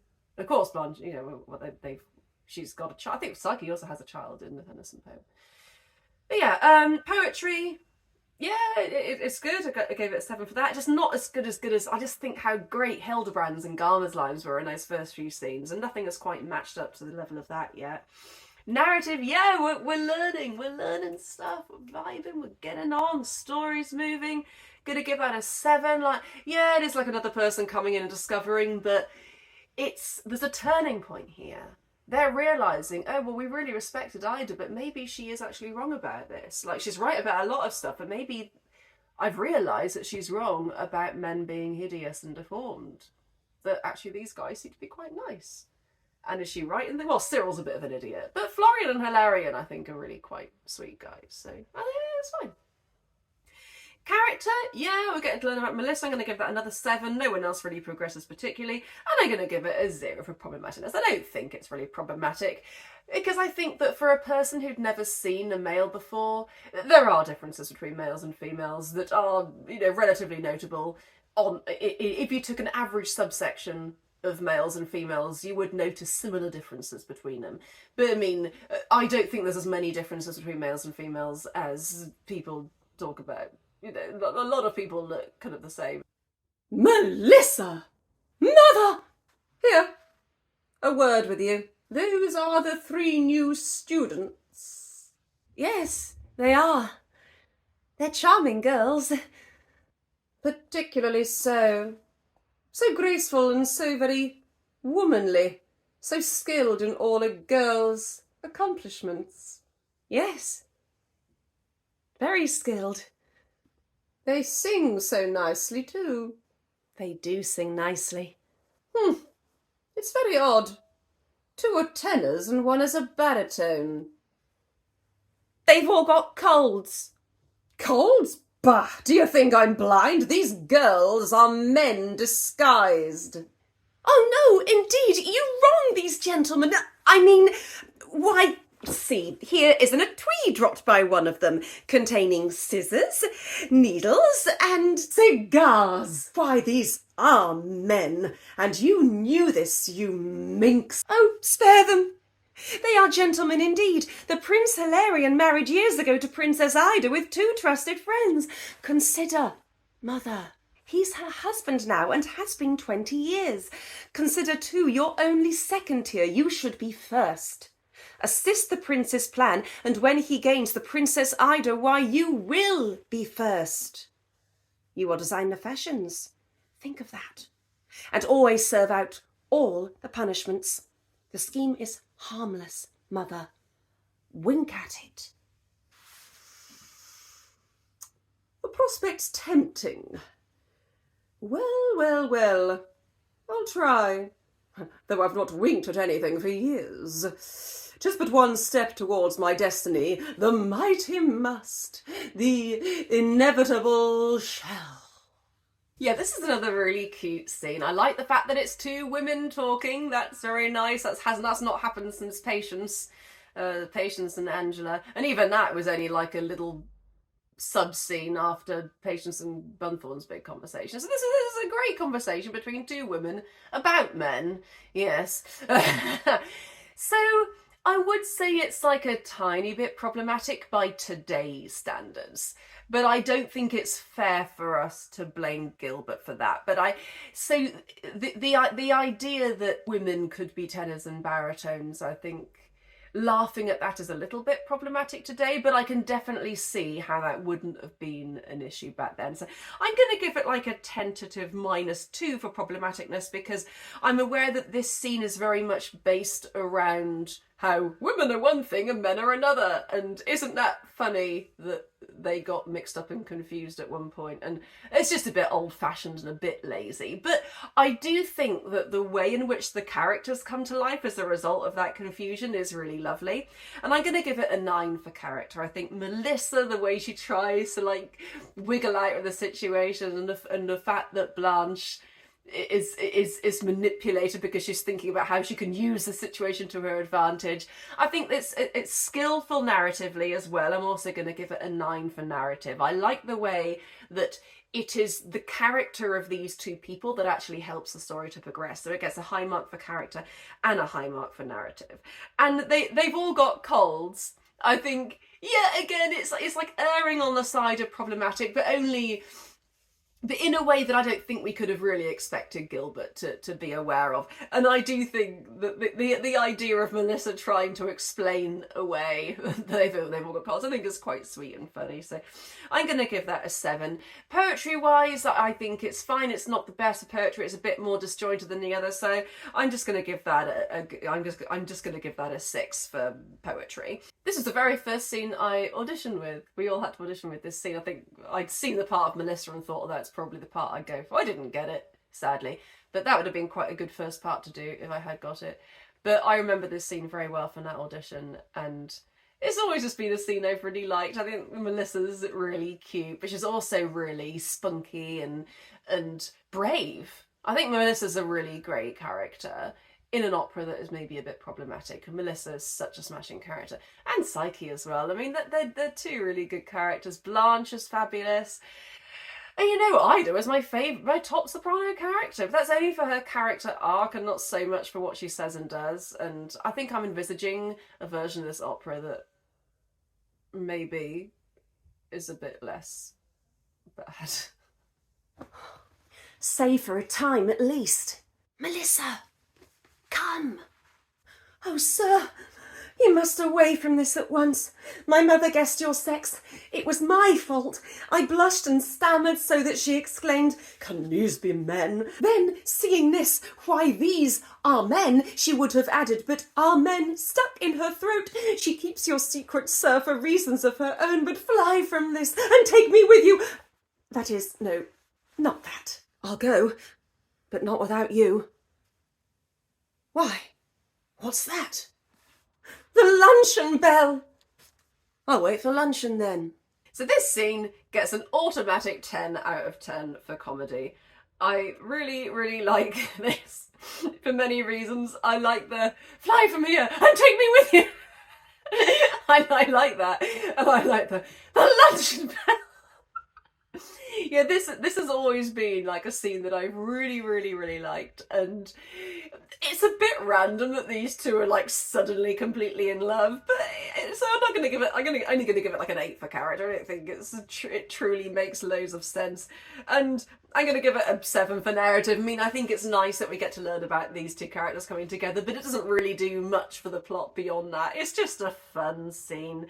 Poetry-wise, I'm actually going to give it a 4 for poetry. I think the poetry's not very clear here. I don't like that bit about "our men" being stuck on her throat, because if you read the Tennyson poem, you can see that it's based very loosely on something in that, but it's not the same, and I don't know if Gilbert really captured the essence of what was going on there. When I do my video about that, I'll explain it more. I can't recall what it is right now, but I remember reading it and thinking, oh, that joke came from this. I don't really see how those two things connect, but I really don't get that men being stuck in her throat thing. I really don't understand that at all. Maybe somebody can explain it to me. I don't find this scene at all problematic. The fact that Florian wants to rescue her, I think is entirely valid, because she's obviously in a place that's hard to escape from. So I don't think it's, you know, and also it's okay for men to rescue women from bad situations. That's okay. Sometimes women rescue men from bad situations. That's not anti-feminist in itself. So the fact that he wants to run away and take her, I think that's actually very nice and it's not necessarily chivalrous, it's just a polite thing to want to do to somebody who he obviously cares about. And they've got this lovely connection. So I'm actually going to go ahead and give it a +3 for problematic. So I'm not going to give it as much as the Are You the Learned Psyche scene, because that really showed that they were seeing her as very much a person equal to them. But this scene, you know, I just like that they're having a conversation, but you can still definitely see kind of old-fashioned echoes of stereotypical men and women in this scene. So even though it's not problematic, I'm only going to give it a +3. So it gets a few little bonus points for just being a very nice, sweet scene with two fun people. And Florian is a very sweet character. In the poem, he's very sweet as well. I really love Florian. And he's very well matched with Melissa. They're going to have a really pure, loving, affectionate relationship, and I think it's going to be very, very sweet. So I wholeheartedly approve and would like to go to their wedding, please. You say you know the court of Hildebrand. There is a prince there. I forget his name. Hilarion? Exactly. Is he well? If it be well to droop and pine and mope, to sigh, oh, Ida, Ida, all day long, Ida, my love, my life, oh, come to me. If it be well, I say, to do all this, then Prince Hilarion is very well. He breathes our name. Well, it's a common one. And is the booby comely? Pretty well. I've heard it said that if I dressed myself in Prince Hilarion's clothes, supposing this consisted with my maiden modesty, I might be taken for Hilarion's self. But what is this to you or me, who think of all mankind with undisguised contempt? Contempt? Why, damsel, when I think of men, contempt is not the word. I'm sure of that, or if it is, it surely should not be. Be quiet, idiot, or they'll find us out. The Prince Hilarion's a goodly lad. You know him, then? I rather think I do. We're inseparables. Why, what's this? You love him, then? We do indeed. All three. Madam, she jests. Remember where you are. Jests? Not at all. Why, bless my heart alive, you and Hilarion, when at court, rode the same horse. Astride? Of course. Why not? Wore the same clothes. And once or twice, I think, got tipsy in the same good company. Why, these are nice young ladies, on my word. Don't you remember that old kissing song he'd sing to blushing Mistress Lalage, the hostess of the pigeons? Thus it ran.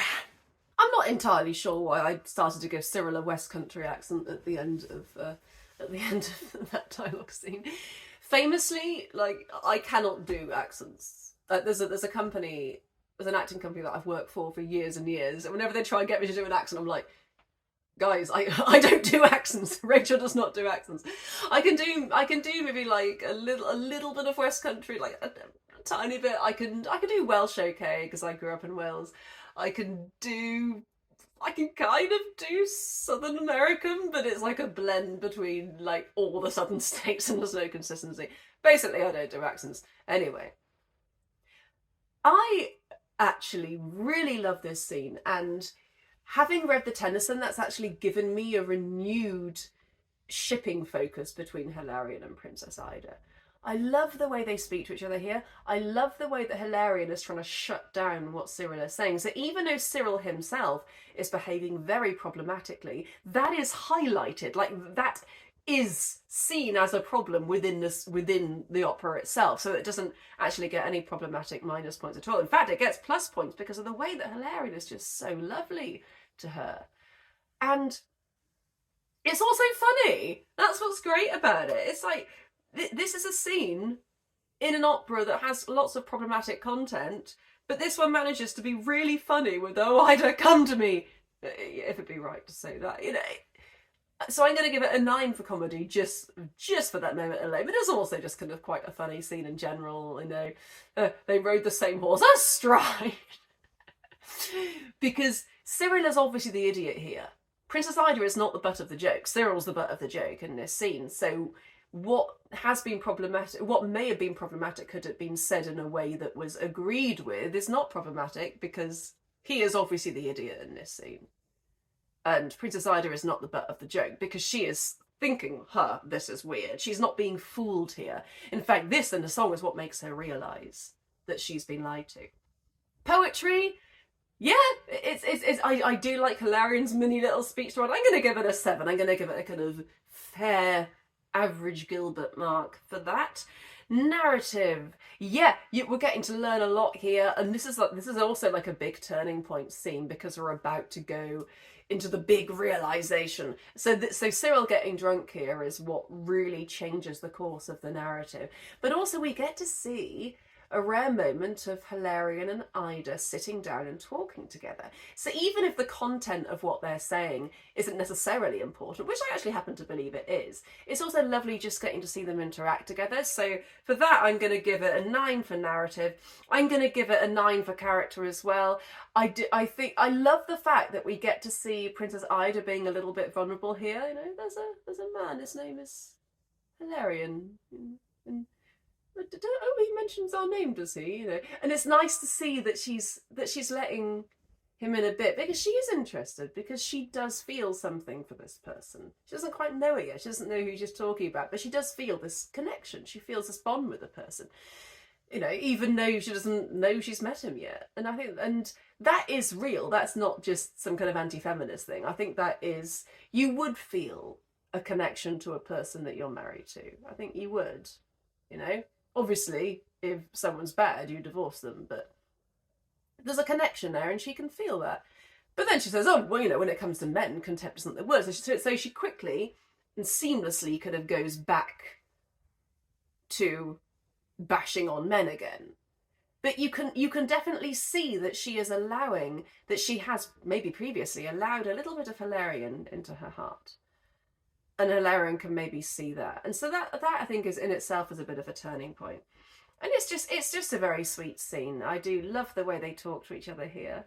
And I love the way that Hilarion is trying to get Cyril to calm down because he's actually making progress now.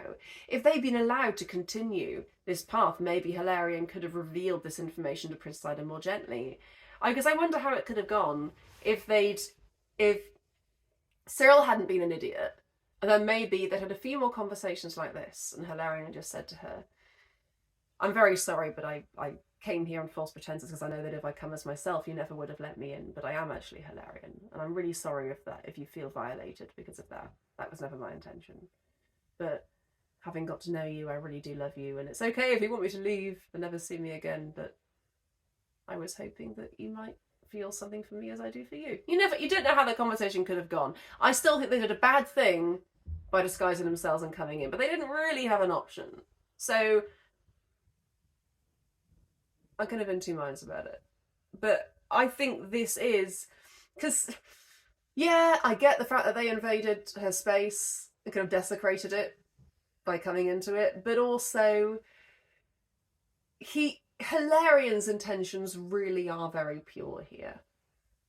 And I know pure intentions don't make something bad better, but there's something to be said for the way he feels for her and the way he really does have kind feelings for her and does really treat her with respect once he's invaded her space. Infamous creature, get you hence away! dog, there is something more to sing about. Hilarion, are you mad? Hilarion! Help! Why, these are men! Lost, betrayed, undone! Girls, get you hence, man monsters. If you dare approach one step, Ah! Oh, save her, sir! It's useless, sir. You'll only catch your death. He catches her, and now he lets her go. Again, she's in his grasp, and now she's not. He seizes her back hair, and it comes off. No, she's saved, she's saved, she's saved, she's saved. Okay, so this scene is just laughingly bad to me. The poetry is not good. I'll give it a 3, I guess. It's disjointed and it's not very imaginative the way they're speaking when she's fallen, and it's just a bit contrived. It's also slightly contrived in the poem, to be fair, but I did actually pause to read this bit of it because I skimmed until I found this bit, and then I did read this bit, and it is much better than this. Comedy, their one attempt at comedy is so bad. He seizes her back hair and it comes off. Oh, because women are wearing hair that comes off. Oh, isn't that funny? Oh, aren't women's fashions funny? Oh, let's make fun of things that women like. Let's make fun of things that women are trying to do to make themselves more attractive to men in a world where the only thing you can do to get ahead or be of any value is to be attractive to men. Let's make fun of that thing. So I'm going to give it as a flat 0 for comedy, because the one attempt they used at comedy is just anti-funny. It's actually offensive, so I don't like it. Narrative, yeah, there's stuff going on, I guess. I'll give it an 8. I mean, yeah, she finds out, falls into water and gets ready. If anything, it's too much narrative. It's happening so quickly, and it's happening off screen, and I get that's hard to stage. Like, you can't have like a river on stage, so I get that Gilbert was put in a bad position there, so I think he could have did an okay job with that considered. Character, we don't really learn it. We learned that Hilarion loves Idle enough to rescue her, but we knew that already, so I'm gonna give it a 5 for character. Yeah, problematicness, it's just the back hair thing, but I think I've taken account for that with a 0 I gave it for comedy. So I'm not going to say it's particularly problematic. It's just that it contained an unfunny, unkind joke. But that is all I'm going to say about this scene. It's barely a scene, and I can see how Gilbert would. I feel bad about criticising Gilbert for this scene because I don't know if I could have done much better. Really, it's quite a difficult thing to try and have several people talking about something that's happening, off screen where we can't see. So I know that's hard. I like your spirit, girls. We have to meet stern, bearded warriors and fight today. Wear naught but what is necessary to preserve your dignity before their eyes and give your limbs full play. One moment, ma'am. Here is a paradox we should not pass without inquiry. We are prone to say, this thing is needful, that superfluous, yet they invariably coexist. We need find the needful comprehended in the circle of the grand superfluous. Yet the superfluous cannot be bought unless you're amply furnished with the needful. These singular considerations are superfluous, yet not needful. So you see the terms may independently exist. Woman of Adamant. We have to show that women educated to the task can meet man face to face on his own ground and beat him there. Now, let us set to work. Where is our lady surgeon? Madam, here. We shall require your skill to heal the wounds of those that fall. What? Heal the wounded? Yes. And cut off real live legs and arms? Of course. I wouldn't do it for £1,000. Why, how is this? Are you faint-hearted, girl? You've often cut them off in theory. In theory, I'll cut them off again, with pleasure, and as often as you like, but not in practice. Coward! Get you hence! I've craft enough for that, and courage too. I'll do your work. My Fusiliers, advance. Why, you are armed with axes, gilded toys. Where are your rifles, pray? Why, please you, ma'am, we left them in the armoury for fear that in the heat and turmoil of the fight they might go off. They might? Oh, craven souls, go off yourselves. Thank heaven I have a heart that quails not at the thought of meeting men. I will discharge your rifles. Off with you. Where's my band mistress? Please you, ma'am. The band do not feel well and can't come out today. Why, this is flat rebellion. I've no time to talk to them just now, but happily I can play several instruments at once, and I will drown the shrieks of those that fall with trumpet music such as soldiers love. How stand we with respect to gunpowder? My Lady Psyche, who superintend our laboratory, are you well prepared to blow those bearded rascals into shreds? Why, madam, well, let us try gentler means. We can dispense with fulminating grains while we have eyes with which to flash our rage. We can dispense with villainous saltpetre while we have tongues with which to blow them up. We can dispense, in short, with all the arts that brutalise the practical polemist. I have never known a more dispensing chemist. Away, away! I'll meet these men alone, since all my women have deserted me. So failed my cherished plans. So fails my faith, and with it, hope. And all that comes of hope.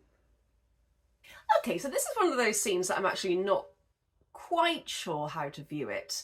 And I don't know if it's problematic or not. I mean, there are certainly some elements that definitely are.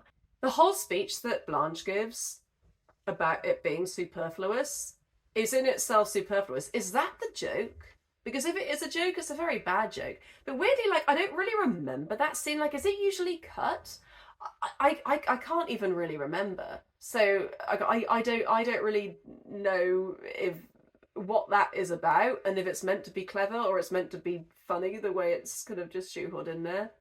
It's really odd. I don't really get that at all. So on the one hand, it's very irritating to see women being shown in such a light as just completely inept and also cowardly. So they don't want to, we don't want to touch a gun in case it might go off because we're just ladies, so we don't want to touch a gun. It's like, well, no, because it's like you've been kept away from men, and so why would you even be displaying traits of womanhood and ladylikeness? Because you haven't even been around that. So it doesn't make any sense. It only would if Ida had been bringing you up that way, and or like Blanche and Psyche have been teaching you that, but they haven't. And yeah, it doesn't really make any sense to me that they're now suddenly just terrified young ladies. When how would they be if they'd been studying with Ida? And as Ida says, you know, she knows how to use a gun, she knows all this stuff, so why don't they? Has she not been teaching them that? And if she's not been teaching them that, then how can she possibly expect them to do it? Because on the one hand, I see it as offensive that women are just seen as really inept and don't want to help and don't want to do anything because of cowardice. And like, oh, this is why you have to get men to fight battles, because women are just cowardly and weak and can't fight. I don't like that. But on the other hand, these are young girls, they are young students, and these are adult men with swords. So, like, you can't really expect them to fight. So it's not... I think later on someone says woman has failed you utterly. Well, no, not woman, it's just that the young students that she had in her castle were not capable of fighting against fully grown men with swords and armour. And the only way in which that wouldn't make sense is if Ida had actually been training them for this moment, which, I mean, maybe she has, because she does say, you know, you've often cut off limbs in practice. So it seems like she has been raising this army and training them appropriately, and they're just like flaking out on her. But then I don't want to say that they should have fought and should have given up their lives for this, but then true feminists, like true feminist warriors, have given up their lives for this. You know, people ran in front of horses, didn't they? At the Grand National. to like bring attention to women's issues. So people do, this is so important that people are dying for it. So to suggest that actually, you know, women want equality, but actually when they have to fight for it, they go, oh no, I don't want to fight, I don't want to cause a fuss, I'm too scared. Please, you do not hurt us. It's like, well, that's not true, because actually women really, really do care about this stuff, and to kind of make out like, actually, they would just quail at the sight of men and swords. I don't know, I think a lot of women would happily give up their lives. And have. To make their situations better. You know, they have a lot through history done that. So it's kind of insulting, kind of offensive. And even though, yeah, maybe in this situation, because they're so young and they're students, they shouldn't have been expected to do that. But the trouble is, their response and their refusal to fight with her is painted as woman has failed her. And that's what I find problematic. So I think for that reason, I am going to give a problematic mark of -5, because I don't like the fact that they are all just failing her. And it does seem, from what she said, that they have been appropriately trained to fight. And it does seem like at the end of Act 2 they're going to fight. Defiance, defiance. Unless that's like a lie, maybe. Who knows? It's not terribly narratively consistent with what's gone before.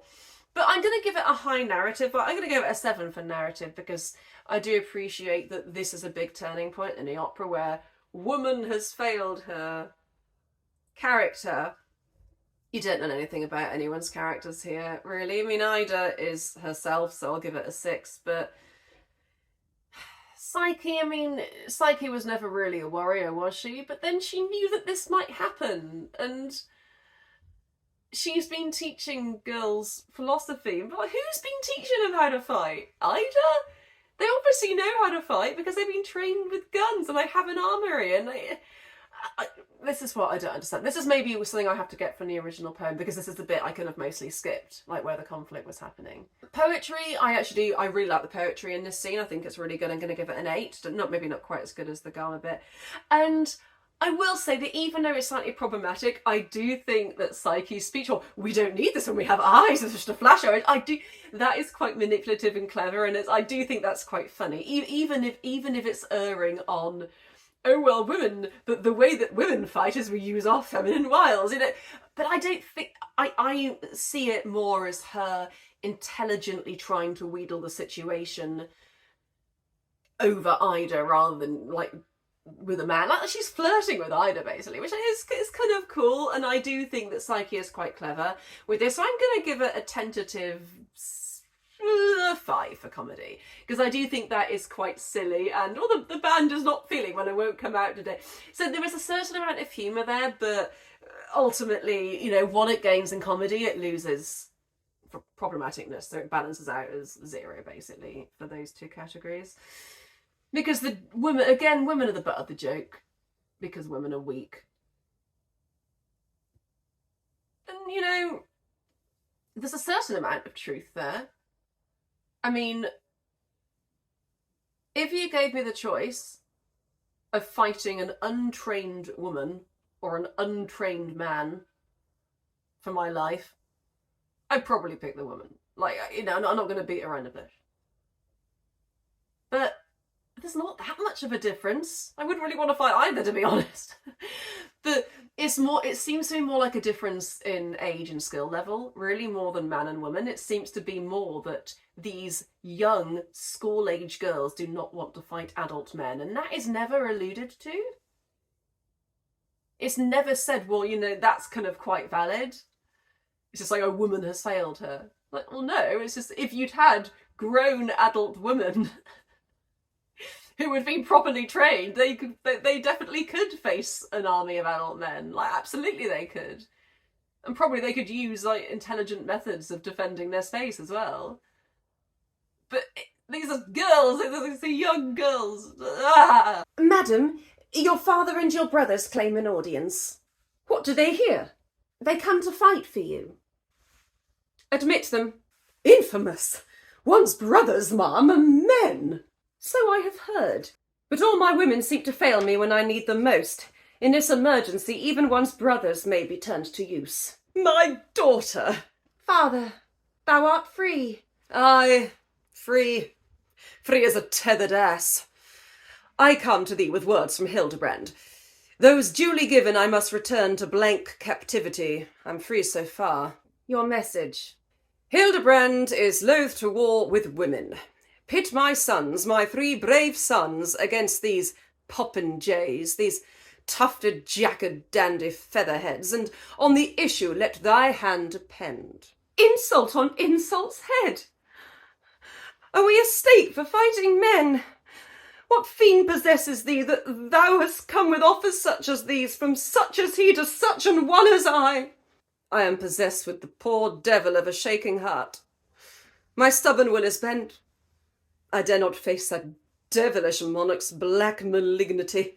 He tortures me with torments worse than death. I haven't anything to grumble at. He finds out what particular meats I love and gives me them.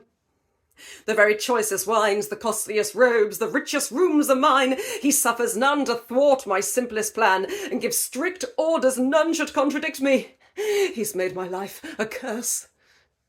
My tortured father. I like this scene. I think it's a very charming scene. I love Gama's lines. I think automatically he gets a really high poetry score. I'm going to give him that a 9 for poetry.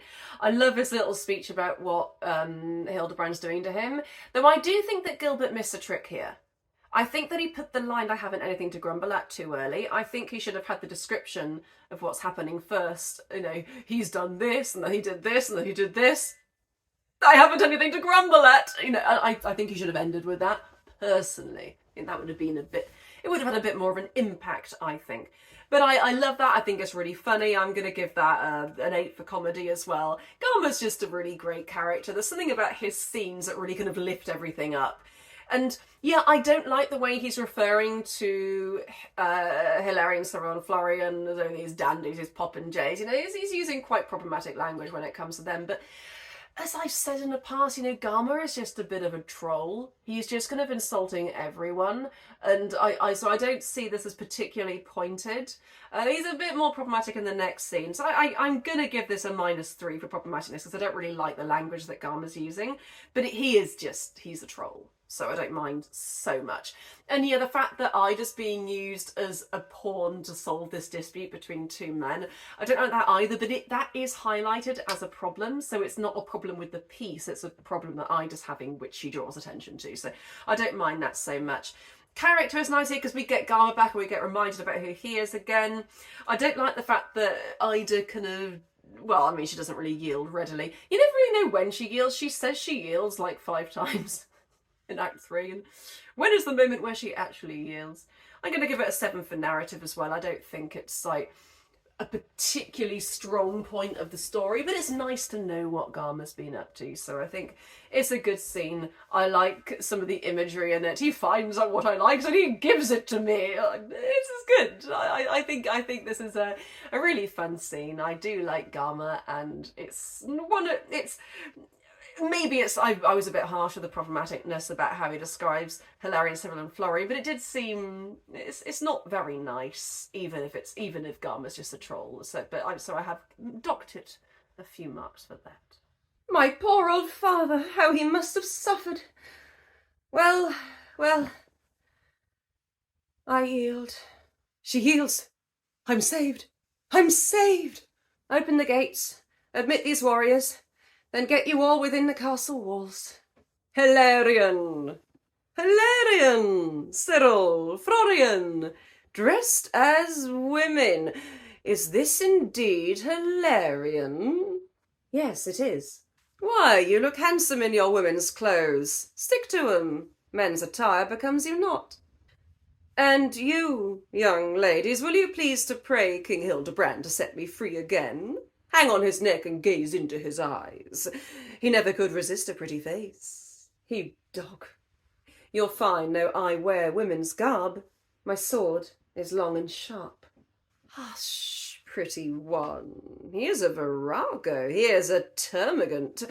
If length and sharpness go for anything, you'll want no sword where you can wag your tongue. What need to waste your words on such as he? He's old and crippled. Ay, but I've 3 sons. Fine fellows, young and muscular and brave. They're well worth talking to. Come, what do you say? Ay, pretty ones, engage yourselves with us if 3 rude warriors affright you not. Old as you are, I'd wring your shrivelled neck if you were not the Princess Ida's father. If I were not the Princess Ida's father, and so had not her brothers for my sons, no doubt you'd wring my neck. In safety, too. Come, come, Hilarion, begin. Begin.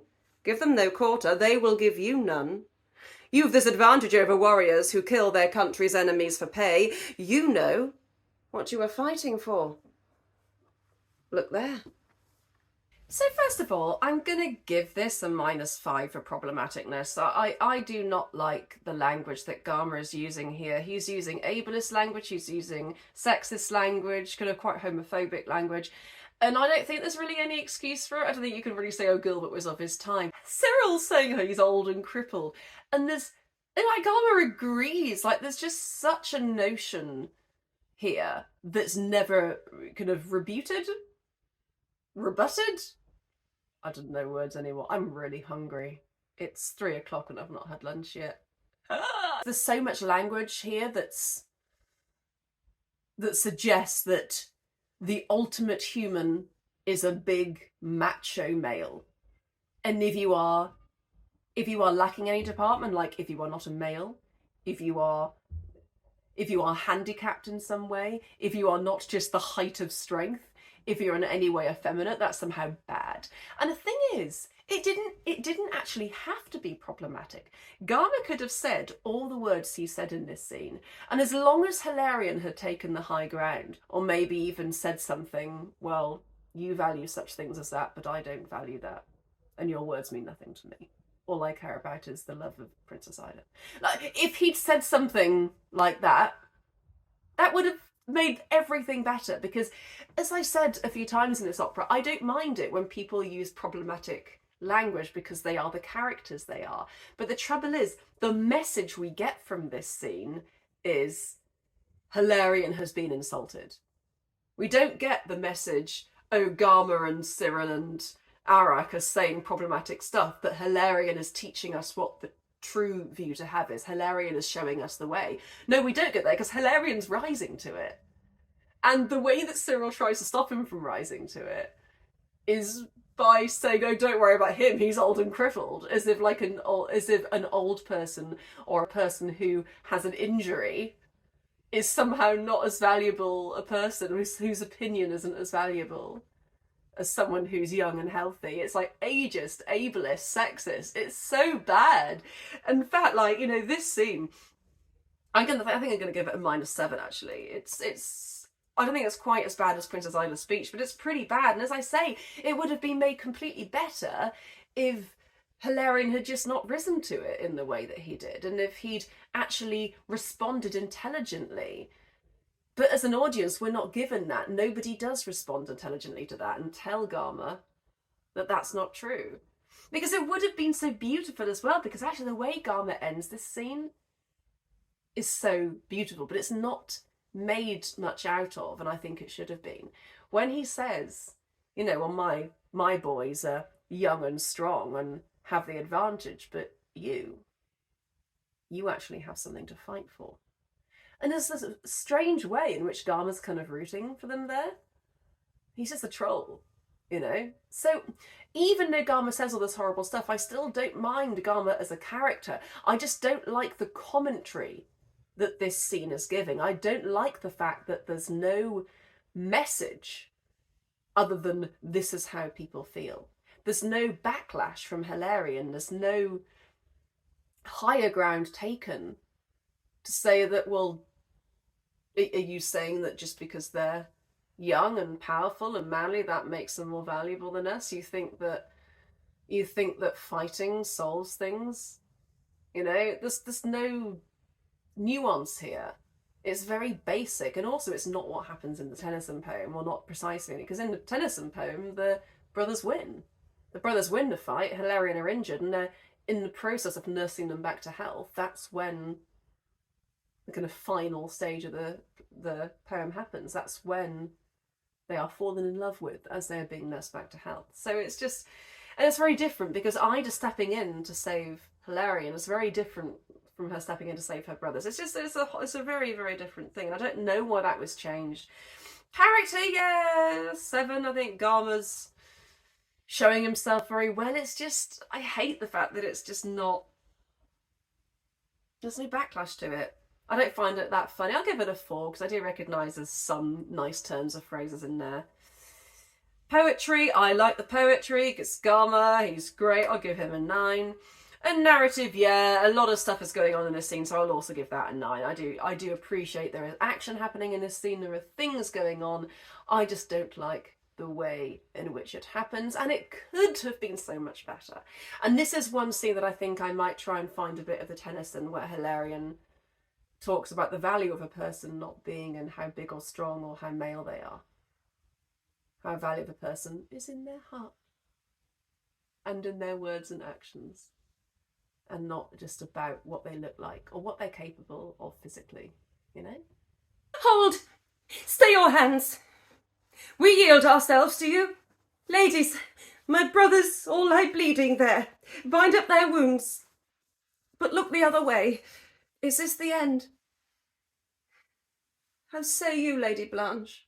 Can I with dignity my post resign? And if I do, will you then take my place? To answer this, it's meet that we consult the great potential mysteries. I mean the 5 subjective possibilities. The may, the might, the would, the could, the should. Can you resign? The prince may claim you. If he might, you could. And if you should, I would. I thought as much. Then, to my fate, I yield. So ends my cherished scheme. Oh, I had hoped to band all women with my maiden throng and make them all abjure tyrannic man. A noble aim. You ridicule it now. But if I carried out this glorious scheme, and my exalted name posterity would bow in gratitude. But pray reflect. If you enlist all women in your cause, and make them all abjure tyrannic man, the obvious question then arises, how is this posterity to be provided? I never thought of that. My Lady Blanche, how do you solve the riddle? Don't ask me. Abstract philosophy won't answer it. Take him. He is your shall. Give in to fate. And you too desert me. I alone am staunch. Madam, you placed your trust in woman. Well, woman has failed you utterly. Try man. Give him one chance. It's only fair. Besides, women are far too precious, too divine to try unproven theories upon. Experiments, the proverb says, are made on humble subjects. Try our grosser clay and mould it as you will. Remember too, dear madam, if at any time you feel a-weary of the prince, you can return to Castle Adamant and rule your girls as heretofore you know. And shall I find the Lady Psyche here? If Cyril, ma'am, does not behave himself, I think you will. And you, Melissa? Shall I find you here? Madam, however Florian turns out, unhesitatingly I answer no. Consider this, my love. If your mamma had looked on matters from your point of view, I wish she had, why, where would you have been? There's an unbounded field of speculation on which I could discourse for hours. No doubt. We will not trouble you, Hilarion. I have been wrong. I see my error now. Take me, Hilarion. We will walk this world yoked in all exercise of noble end, and so through those dark gates across the wild that no man knows. Indeed, I love thee. Come. Dialogue 17, for goodness sake. There's a lot of dialogue in this show, and a lot of it is very emotionally and politically charged, but we're almost there. Okay, so the good stuff about this pre-act 2 finale scene. I do think the poetry in it is really good. I'm going to give it a 10 for poetry. I love Blanche's speech and if you should, I would. I think that's great. It's a lovely conclusion to the way she's been speaking this entire time. And I think that's very charming and very sweet. And Hilarion and Ida's speeches are both lovely poetry-wise, that is. They're both nice poetry-wise.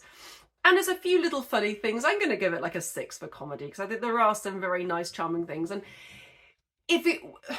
I do appreciate the ludicrousness of if Ida really was intending to have all women in her castle and then never to see any men, then that would have been ludicrous. When you think about what most feminists are trying to do, and what the Tennyson poem was kind of based on, like, because really, Gilbert's opera was in response to a women's college opening up in London. I can't remember which one it was. I don't think it was Girton in Cambridge. I think it was actually one in London. I can't remember now. I read it in the Bradley and now I've forgotten. It's right there, but I am too hungry. In that sense, women would go to the university, learn a lot by women, and then use that in their lives.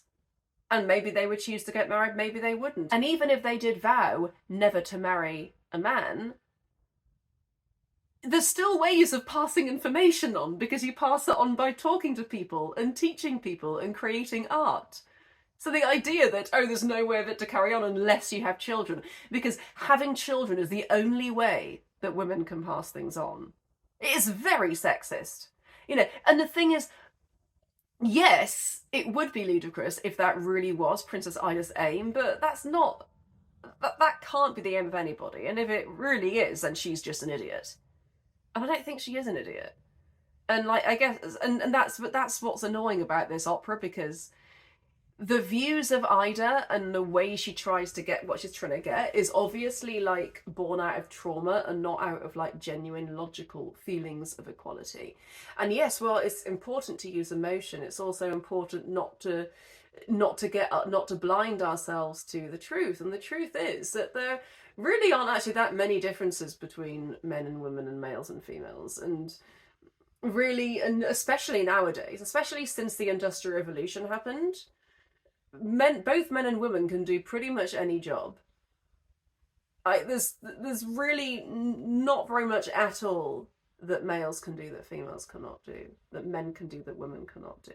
That is all that feminists have ever wanted. They don't want dominion over men.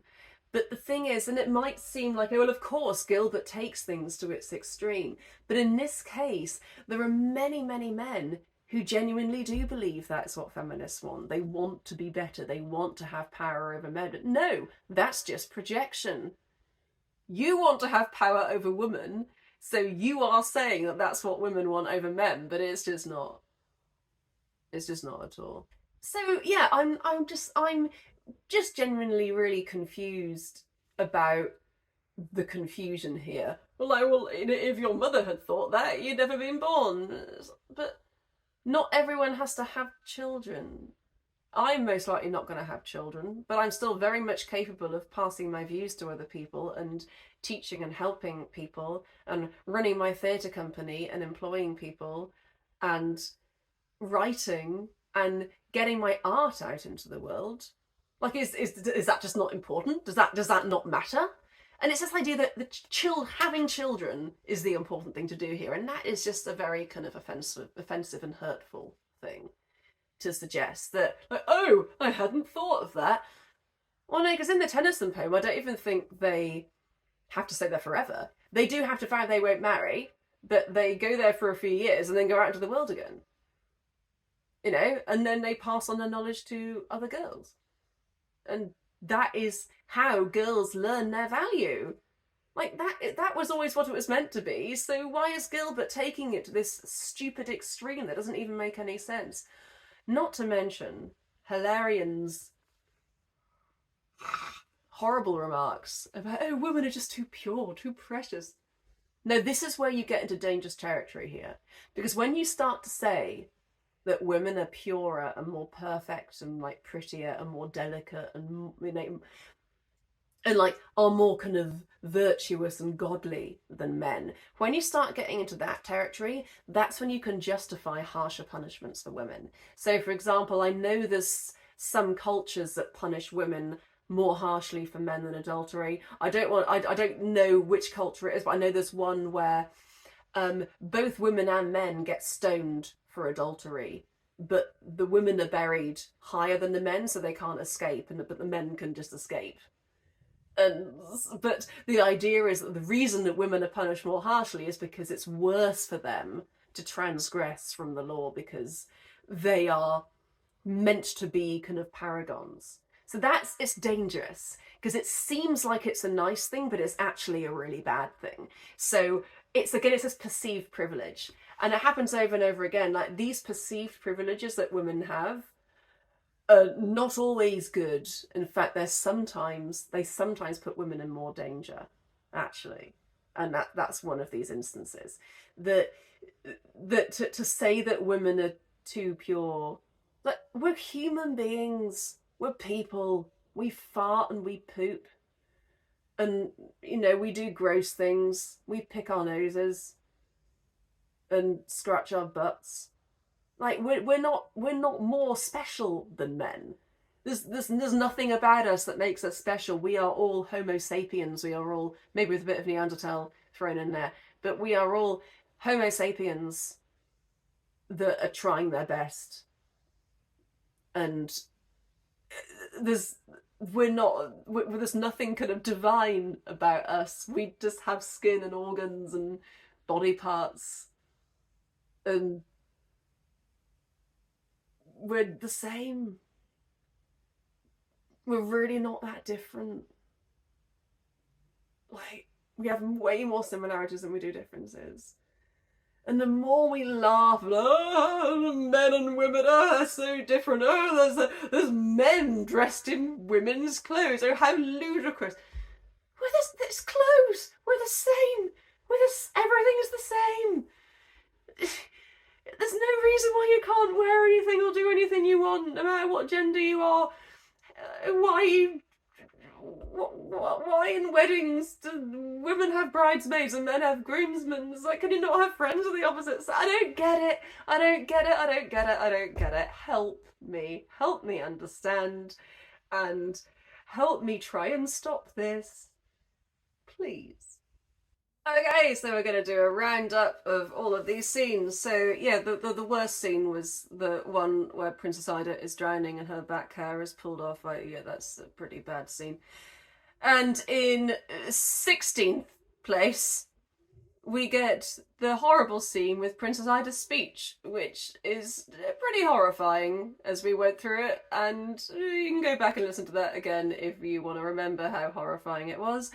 Number 15 goes to the scene between Ida and the trio, which I actually didn't think was like overly too bad, but I think it's just horrible how she gets tricked and she's really made the butt of the joke in that, so that's not very nice. Number 14 goes to the scene where Ida tries to convince her students to fight and they fail her, and that then becomes representative of all women failing her, which is a little bit problematic. Scene 13 I have given to pre-Act 3 finale scene, where a lot of problematic things are said and it's really not very nice. They were, oh, I hadn't thought of that. There are more ways than one of passing your ideas on to people. Number 12 is the one pre-fight that the trio do. So where Arak says, I pretty well engage yourselves with us. It's not as bad as some of the others, but it's not great either, really, if we're honest. Number 11 I have given to the trying on clothes scene between the trio. Again, there's nothing particularly wrong with this scene. It was just because I don't really say anything really problematic in it. It's just very short and not really much happens at all. And then number 10 I have given to the scene before Gama's song about having nothing to grumble at, which is quite a funny scene, but it's frustrating that Ida is used in a porn this way, as she says. And I don't like the fact that is never really solved with, like, between these two men, like how they never really kind of apologise to her for the fact they just force her to get married. Like, it is not fantastic. And then I get a few scenes in a row that kind of all got the same mark. So I'm just going to try and rank them on the fly. So we're going to give number 9 to Blanche reading out the list of punishments. I think I've chosen that one because that's the shortest of all of them. And then I'm going to give number 8 to the first scene, which is Hildebrand and the courtiers, because I love the poetry in that scene, but nothing much really happens. I'm going to give number 7 to Melissa's kind of romantic awakening, which I think is really fun, and number 6 to Melissa and Blanche's duologue, which is very nice because you get to see two women talking, and you get to, and apart from a few tiny little problematic areas, you do get to see Blanche being a bit manipulated by her daughter in a way that's very clever, and you get to see their characters coming out. So I do think that's pretty cute. Number 5 I have given to the scene where Psyche is being complimented by the 3 guys. I think that's really funny, and all the things that she was supposed to have done as a child are very impressive and very funny. And then number 5 I have given to Melissa and Florian's scene, which I find very funny, with it's the luncheon bell. It's a scene I'm very fond of, and it's very nice to see these 2 characters get closer. Number 3 I have given to the scene between Hilarion and his father, because you really get to learn about Hilarion and his softness, and I think it's a very good example of a non-problematic scene in the opera where, you know, Hilarion is actually teaches his father a couple of things, and even though he is a bit laddish himself, you know, it is counteracted by just how gentle he is, and I do think that is a lovely scene. Number 2 I have given to Gama's first scene, where he comes on and just disseminates all this cattiness to all the people in the court. It's very funny and very silly, and the poetry is just beautiful, and Gama's just a fabulous character. But then number 1 I have given to the picnic scene, because it's so nice the way that Cyril is saying problematic things, but Hilarion is saying, no, stop it, you know, I'm trying to talk to Ida here. And, you know, he doesn't exactly call him out for being problematic, but he does recognise that it's not appropriate. And I love to see Hilarion and Ida connect, and Ida becoming a little bit softer, maybe realising that she's been too harsh. But, you know, she isn't admitting it yet, but it's nice. So, gosh, I'm very hungry. That took me a very long time. But all in all, this is not irredeemable at all. I think the problematic stuff can be taken out of this show, and I think it can be rewritten with elements of the Tennyson poem, and I'm going to have a go at doing that when I direct it. But I think it's good for people to understand why exactly this content is hurtful, and know that it's not just woke snowflakes being easily offended. It's not that. It's like, these are things that we are slowly waking up to as a society, that things that are written in the past have been hurtful, and it's okay to address that, and it's okay for me to say, look, I love Gilbert. I love Gilbert more than most people do. I think he's a tremendous comic writer, but he did drop the ball here in a few places. He didn't recognise the profoundness of a lot of what Tennyson was doing in his poetry. And he could have done better, and I think he should have done. But I still love him. Every great person has their flaws, and maybe if he'd been alive today, he would have written it a little differently. Thank you so much for watching this video. I think it was one of the more interesting videos in this series. I'm also in a different place, just because I know there's a washing machine running downstairs, and there would be in the background when I'm making a video, which is not ideal. But I really hope you're enjoying these videos. I'm going to put everything in the description. I am playing Lisa in The Grand Duke starting on Wednesday next week. Wednesday, 7th of June. So I'm performing 7th, 8th, 9th, and then I got 2 performances on the 10th of June. So please do come and support me in that if you can, and support the Grosvenor Light Opera Company. We're also going to go to Buxton and do it again there on the 4th of August. As well as that, there's a link in the description to follow if you'd like to donate to the company. If you like my brain and the things inside of my brain, then please help the company by giving me money in order to put on shows. The next thing we have planned is HMS Pinafore. I'm going to release more details about that once we have them. We're just trying to nail down one of the shows that we're hopefully, fingers crossed, doing. And then I will release more information about that and the cast, and we can all have a jolly good time. Thanks for watching. Please subscribe. Please do it.